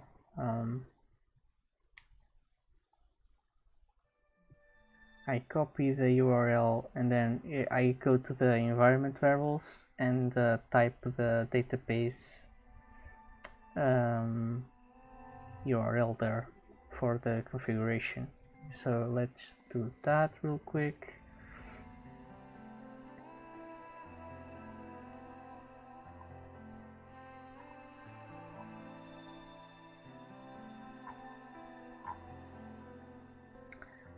Okay. Oh, it's automatic. Okay. Yeah, it's automatic.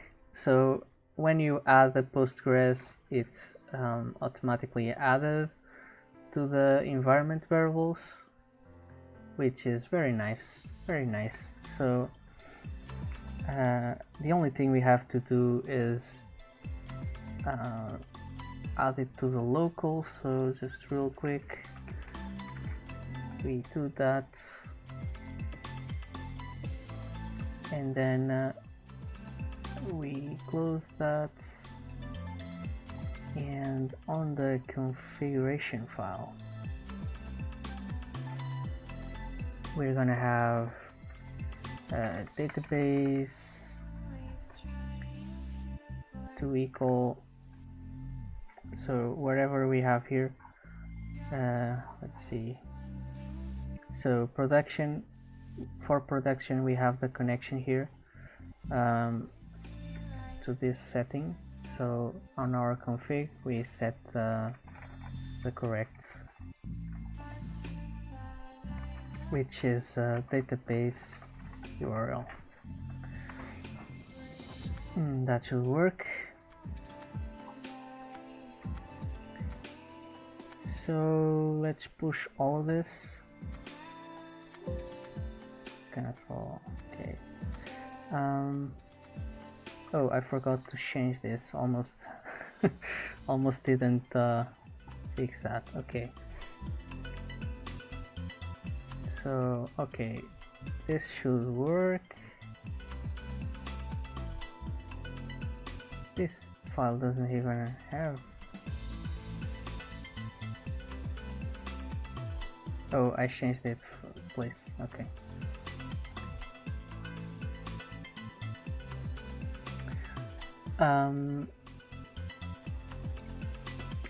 Madkun, what courses do they have in Lambda? I mean, you can use the website to take a look if you want.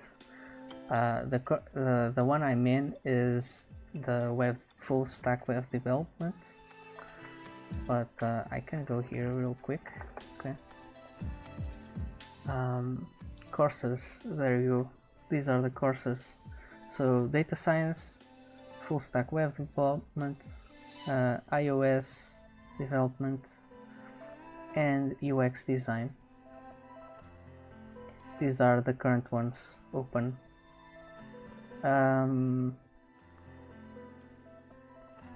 I don't know much more about it. I think at some point it was 5 of them, but I don't know which one got deleted. I think they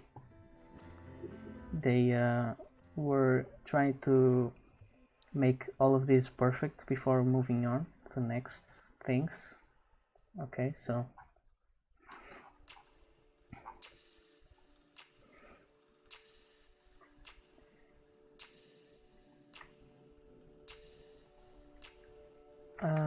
somehow this is detached. Yeah, okay.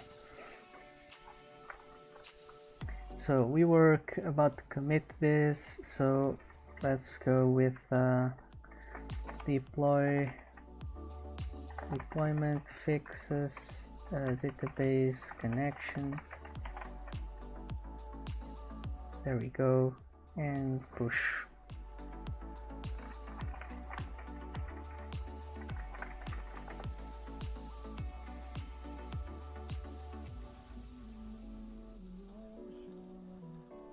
So now we have to wait until both Netlify and the Roku run.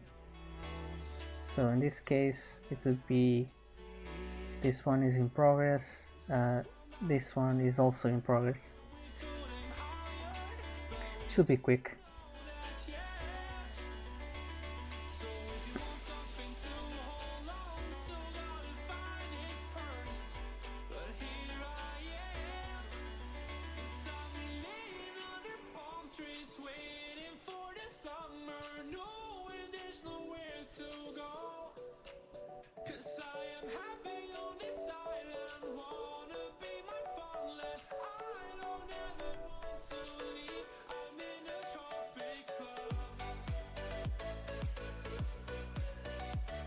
So supposedly the backend is working.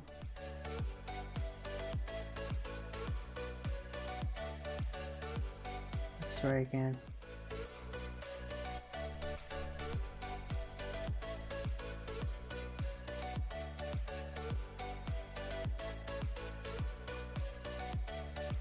Yeah, I don't think it is. This one is an old one.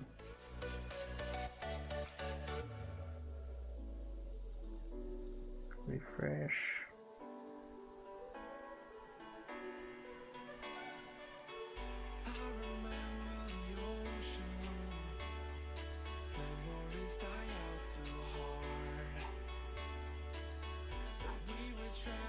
Yeah, it's not updated properly. Let's see here. Did this one? Yeah, this one got fixed. This one though didn't. Let's see. Deploy. Let's try again.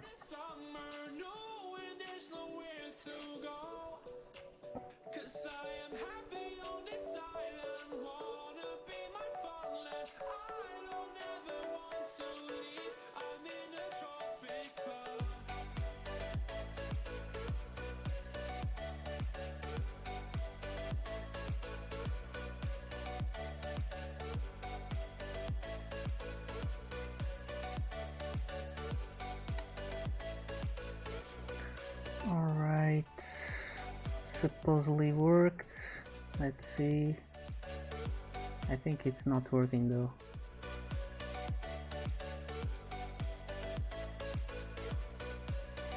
Keep saying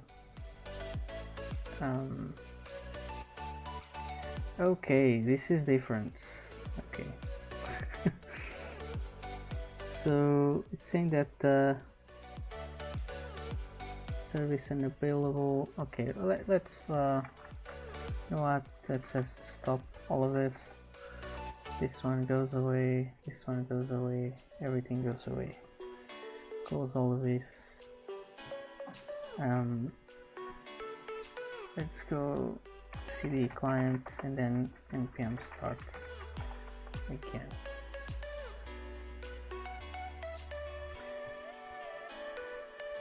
Close this. This one is a real one, so I'm gonna attach that. Oh, I get it. I'm forgetting a lot of stuff here. So Heroku needs to run next migrate to the latest. So I forgot to run the migration in the seeds. I think this is the thing that's missing. That's why it keeps rejecting. And we got an error. Not find module. Yeah. Okay.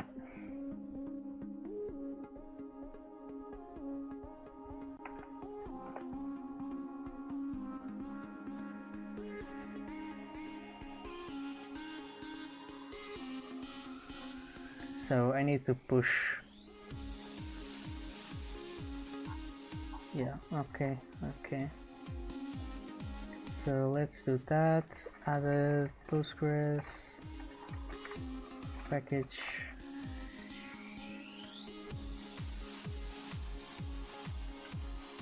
Push master. It's taking me more time to deploy than to do the backend.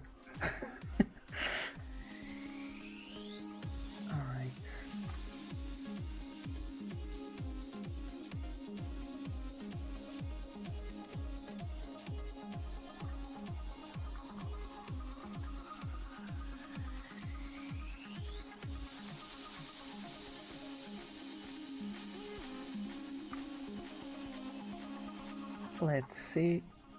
This will be build in progress. Okay. I should actually install just to refresh.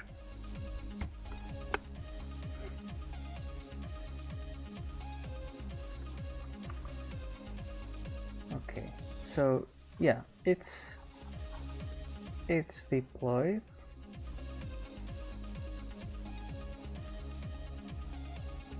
Okay, one.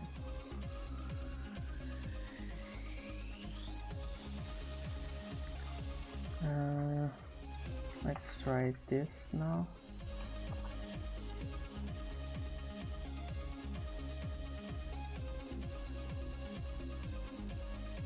Oh, it ran. Wow. Nice. Now, seed run as well.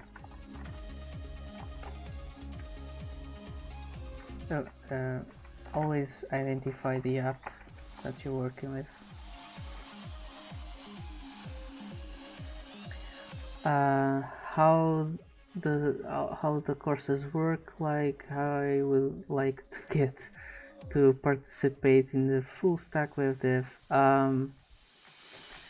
The way the courses work is you apply to the course, and there's two things to do before they tell you the response. First, there's like a pre-course that you have to do, like some simple classes on HTML, CSS. They're not live classes, they're video classes that are pre-recorded. There's also like a bunch of texts and documents there that you can read, and that's just the initial Lambda account that you get. Okay, then there's also a specific challenge. There's also a specific challenge that you have to complete. For me, it was about 3 JavaScript questions, and they're pretty much like basic things, right? But from comparing it to the things on the pre-course, it's a little bit higher. But you have like a bunch of time to do it. I think it was 45 minutes. I think, yeah. And yeah, that's the. And then there's like a form that you have to fill to actually do the application, right? And sometimes they ask for a video recording of the responses for each question, which is about like it's just a bunch of 1 minute responses, 1-2 minutes, like you respond to like 5 questions, I think, and that's it.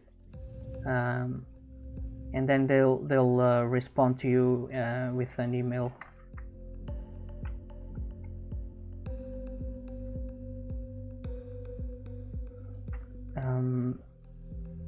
Either yeah, telling you yes or no. Redux Pat, 17% of salary for 2 years. Isn't that too much? Yeah, that's for the US. For Europeans, it's 10%, but the threshold to start paying is also lower, and it's 4 years instead of 2.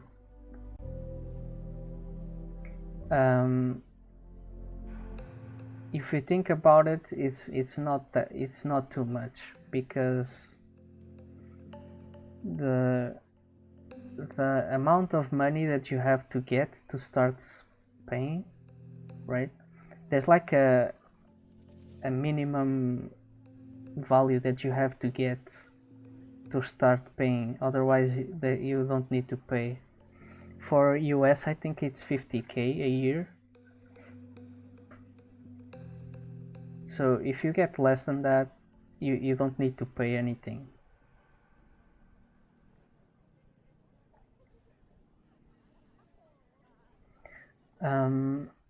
For the EU, it's pretty much the same thing. It works the same way. So it's 10%.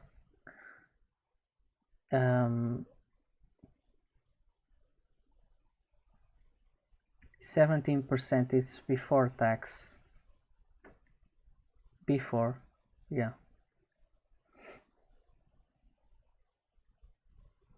Not after. Yeah.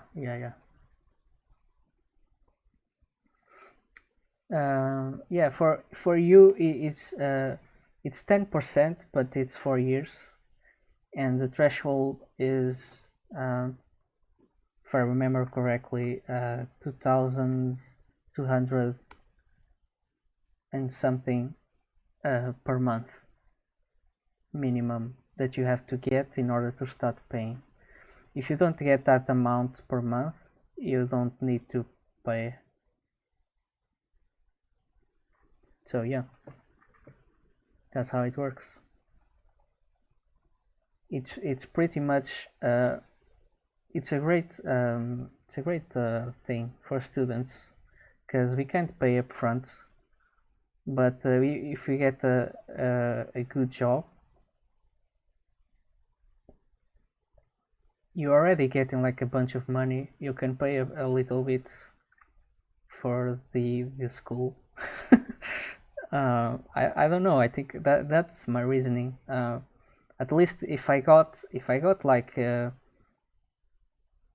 2,200 euros per month, or whatever the threshold is. I don't think that's the exact amount, but I think it's about that. I wouldn't mind paying 10%, right? So it's not that much. I mean, if you make some math, right? And you don't have the course and you get 1,000 per month, right?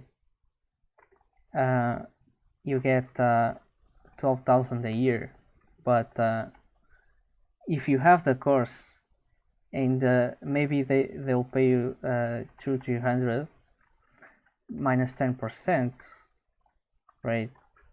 It's still more. It's still more, isn't it? So I don't care really. So that's my take on it.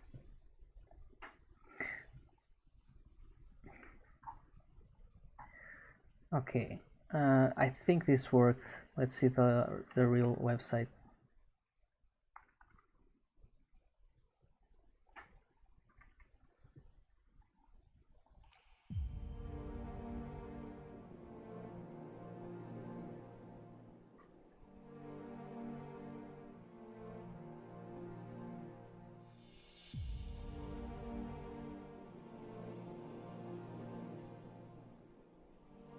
Oh, really? It stopped working. What happened?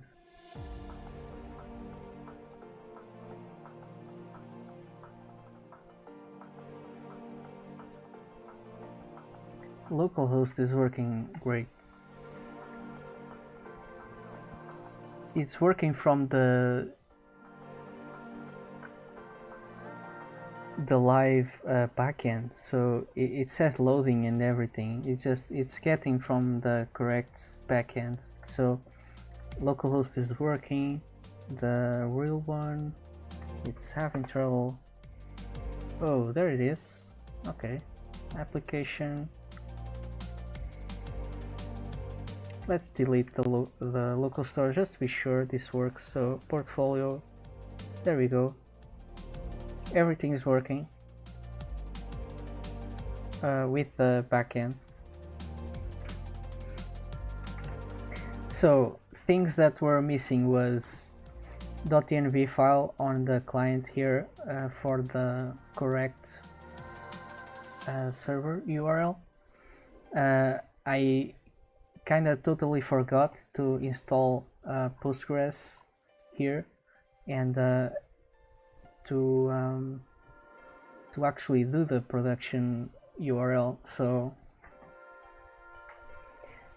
that was fun. And then we absolutely need to run the migrations on Heroku in order to actually create the tables and the seeds right on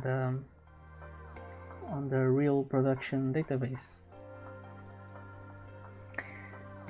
So it's working locally, it's working live. I'm trying to think. I'm pretty sure there's something missing that I can't see now. Yeah, see redux. Yeah.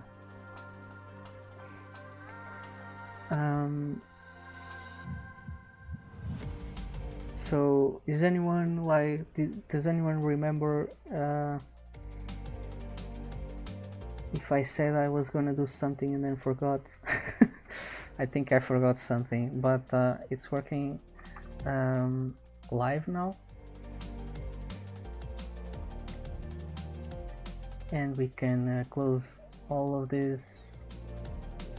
I'm just gonna create a new folder here, call it my website, and so I can access it later. Might need to make some changes, and I don't want to go searching everywhere. There we go.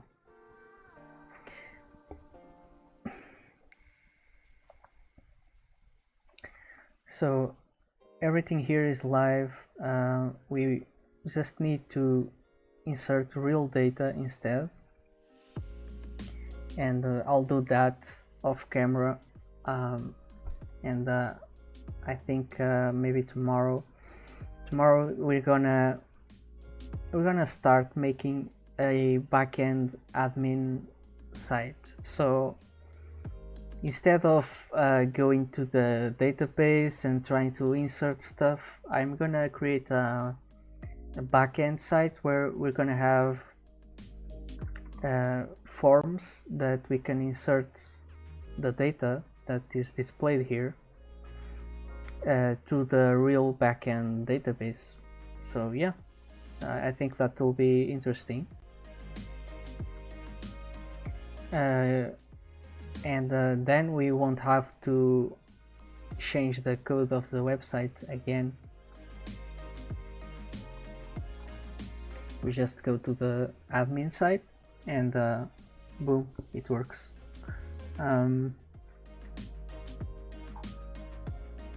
What else? So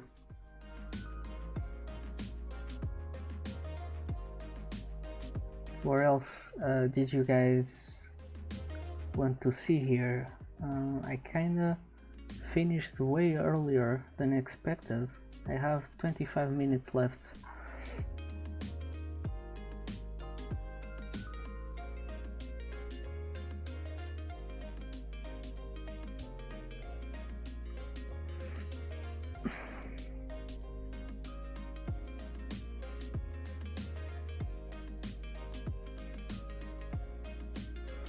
Well, I can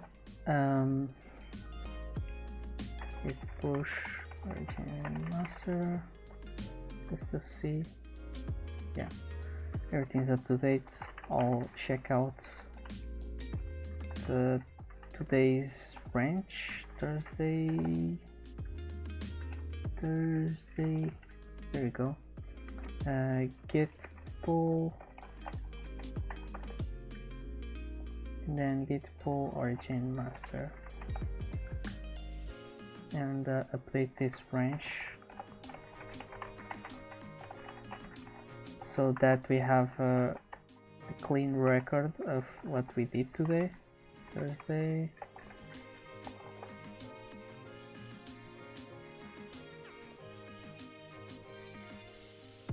So yeah, we pretty much come a long way. We did like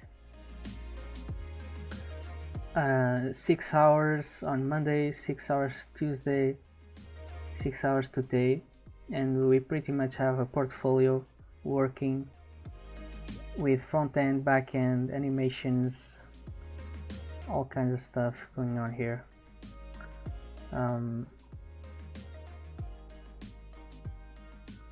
It's going great.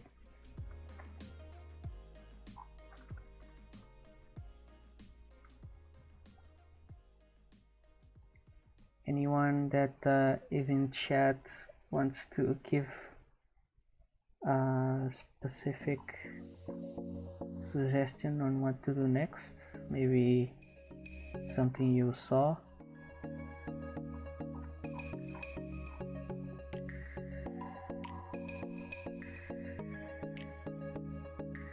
I'll just keep looking through this and trying to find ways to optimize.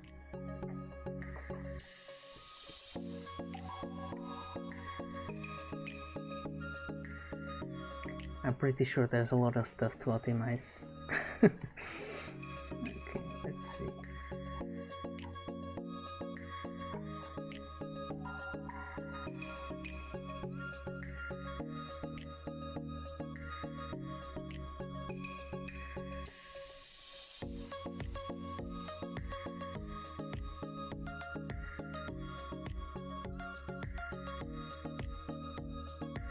Well, we can do the global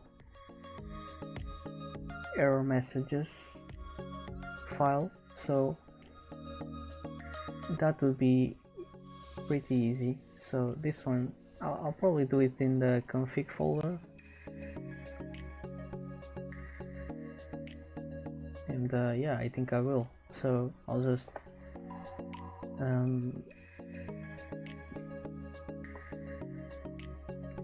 add another key here, and with the errors is going to be an object with where each error will have an array. We'll have a key and a value. Yeah. So let's start with the beginning here.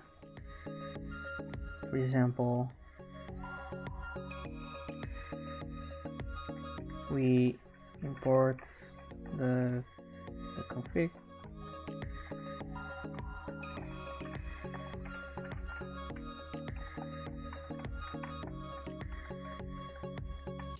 and for example this one,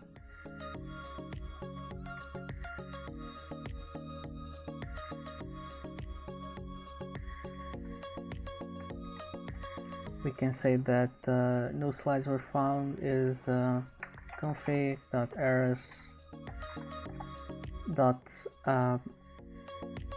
no slides found, and then we go here and say no slides found equals to this. Next. Same thing here. Config.errors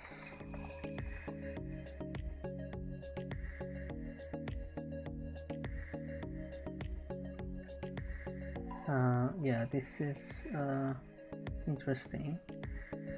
How do I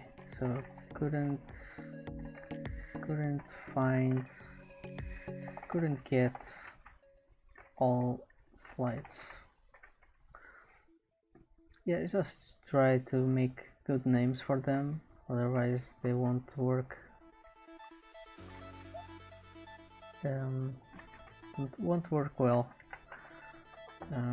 while programming. So couldn't get all slides. This one should be couldn't add. So this one would be config.errors couldn't add about line.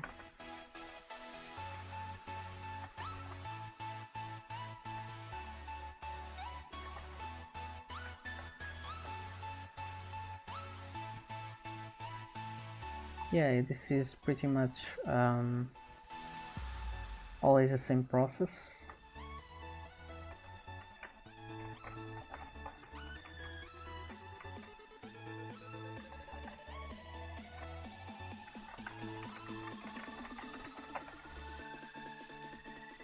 We just add stuff in here and use the proper key name, and we have a global errors. We can change everywhere we want.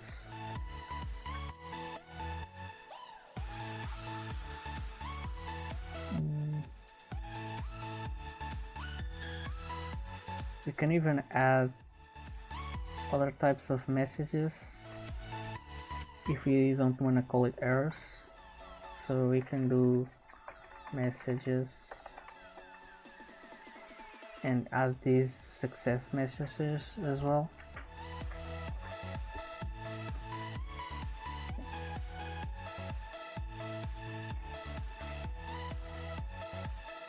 So for example, config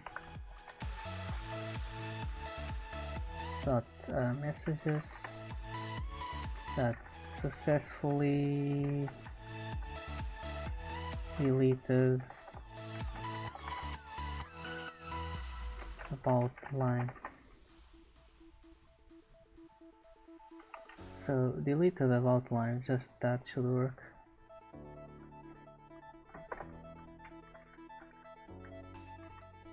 Now, yeah, just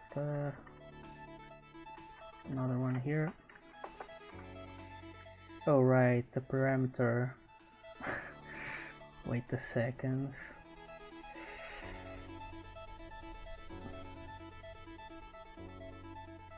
Yeah, the parameter. Okay, let's not overcomplicate here. Let's going back to errors. Okay. Yeah, so this one couldn't delete error file, so config errors, and couldn't delete about line.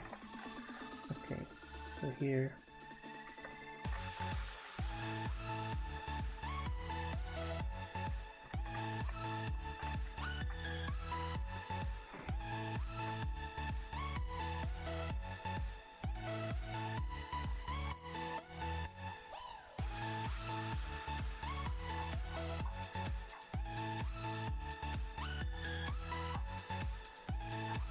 I guess I should move on to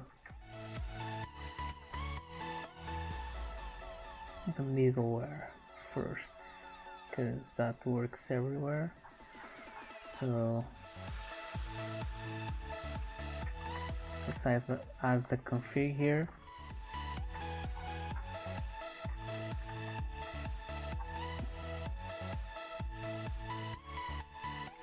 So this one should be config errors dot invalid ID, invalid asset ID. Okay, this message is not just for projects, so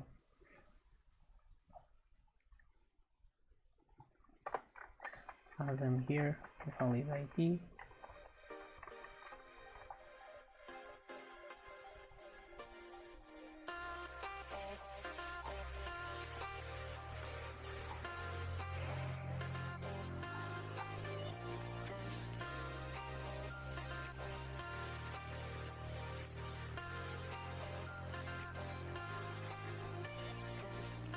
Project not found.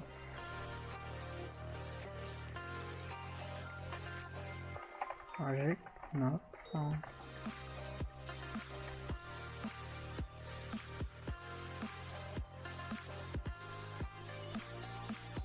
I actually should maintain a certain template.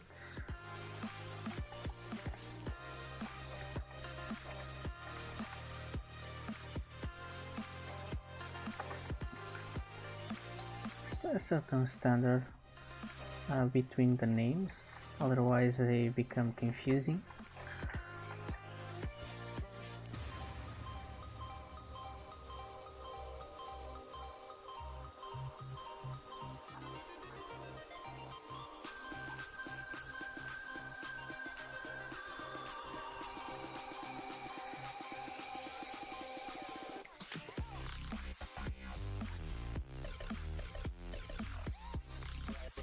Missing one of the required fields, so missing fields.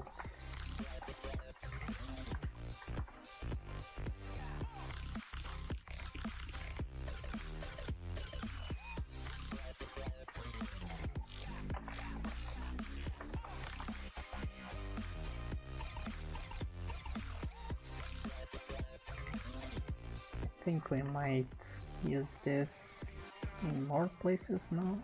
That's the beauty of it. Nice. So, like here as well.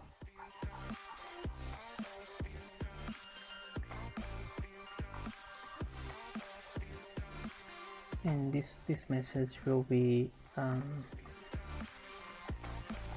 reusable as well. So errors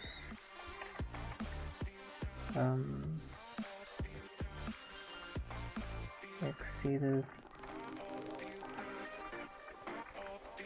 Okay. Exceeded max length.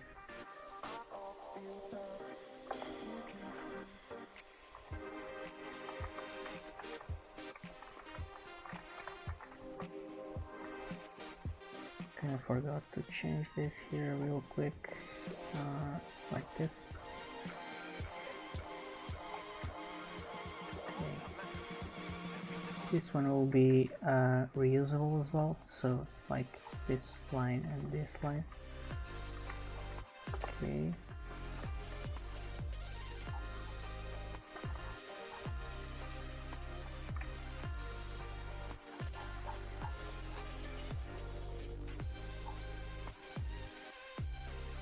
So this one is question not found, so we just copy,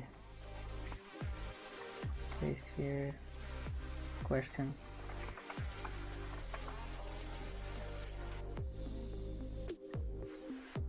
Copy this.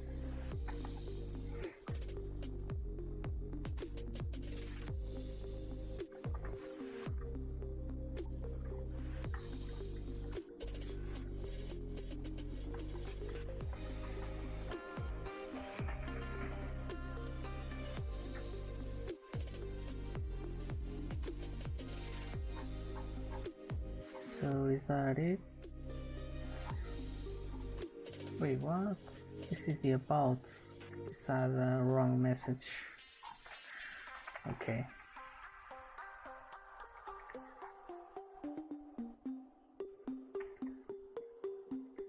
Question here.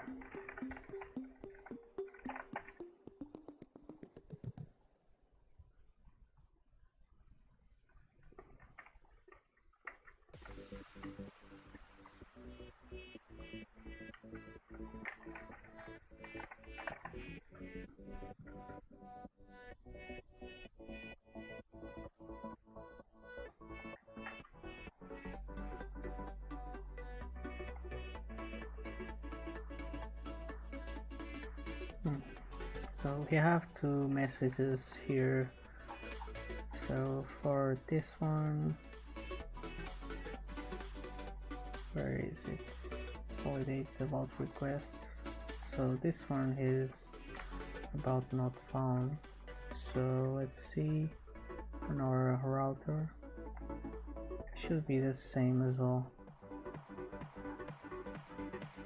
So we have a duplicate removed. So all of these go together with the about thing.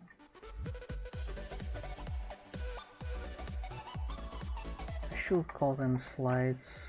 So slide.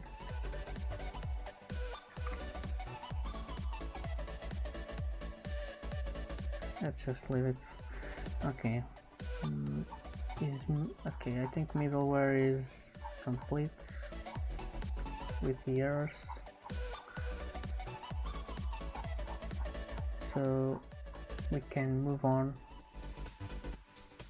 Next router.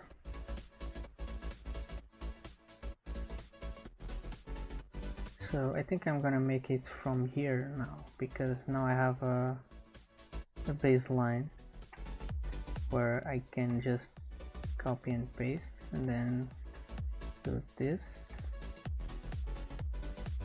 and change it. Add project,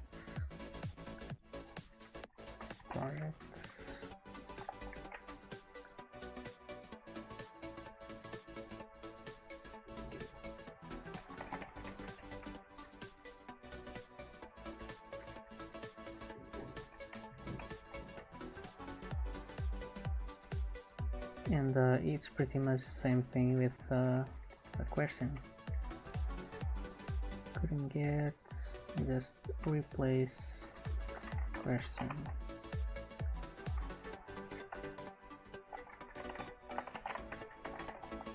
And now we can go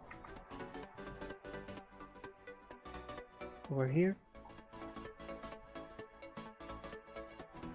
No projects were found, and then we config errors, and I guess it's not auto-completing because we don't have it.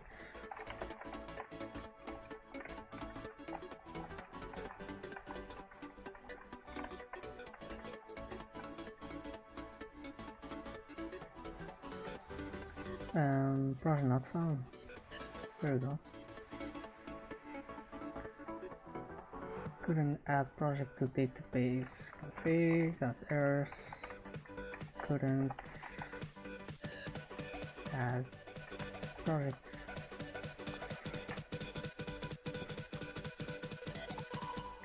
Couldn't update. Couldn't update. Projects. Okay. This one I'm gonna leave, and this one couldn't delete. So config couldn't delete projects. There we go.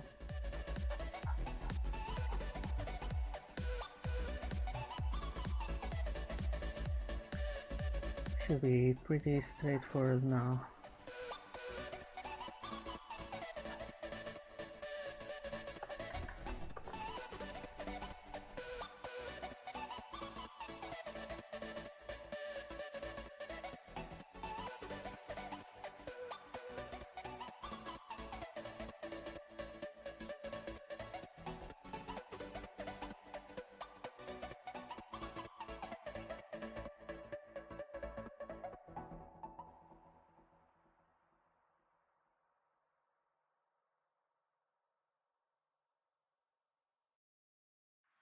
I'm running away from this pain. I'm trying to find a new way where the sun's shining down on my face. I'm running away. You're in a toxic relationship. Time to be free. All right. Sorry about that. Let's see. Continuing. Should be pretty simple. So config errors. Couldn't add question. Not that one. It's question not found. This one is.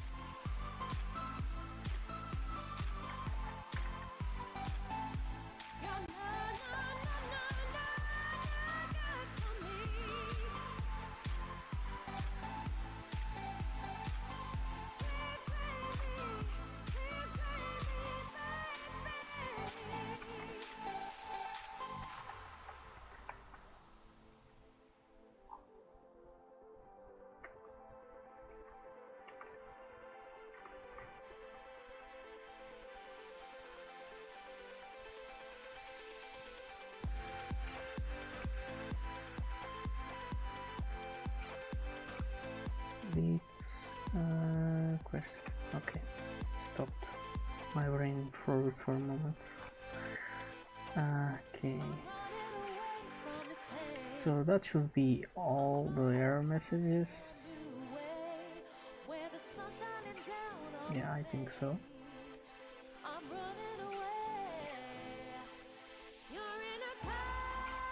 So let's check.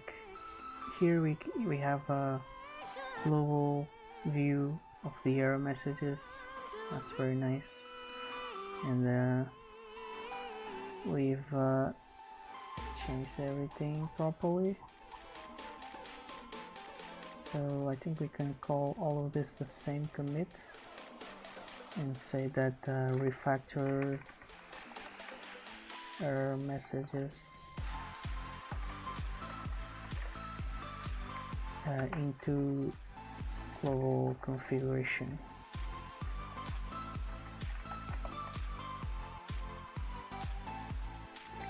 And git push origin mp Thursday.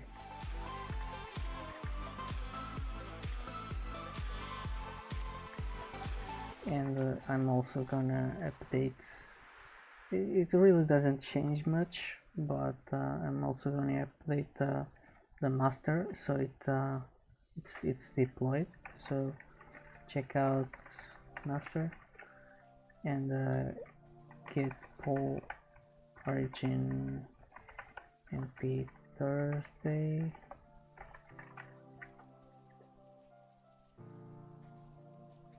And git push. Everything should be merged correctly. And now I'm going to git checkout -p np Friday for tomorrow. Right.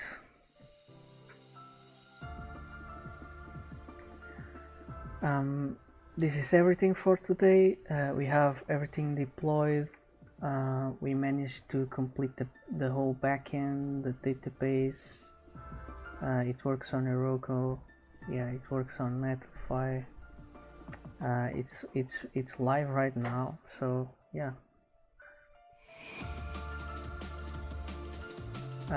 I think we'll start on the admin side tomorrow, and I'm hoping we can finish it, but I don't know if we will, because I think we'll be using the material UI to try and expedite the process, but I haven't used it yet, so I'll be learning at the same time as doing, so yeah, it'll be fun. Alright, thank you for watching, and I'll leave you with some music, and see you tomorrow.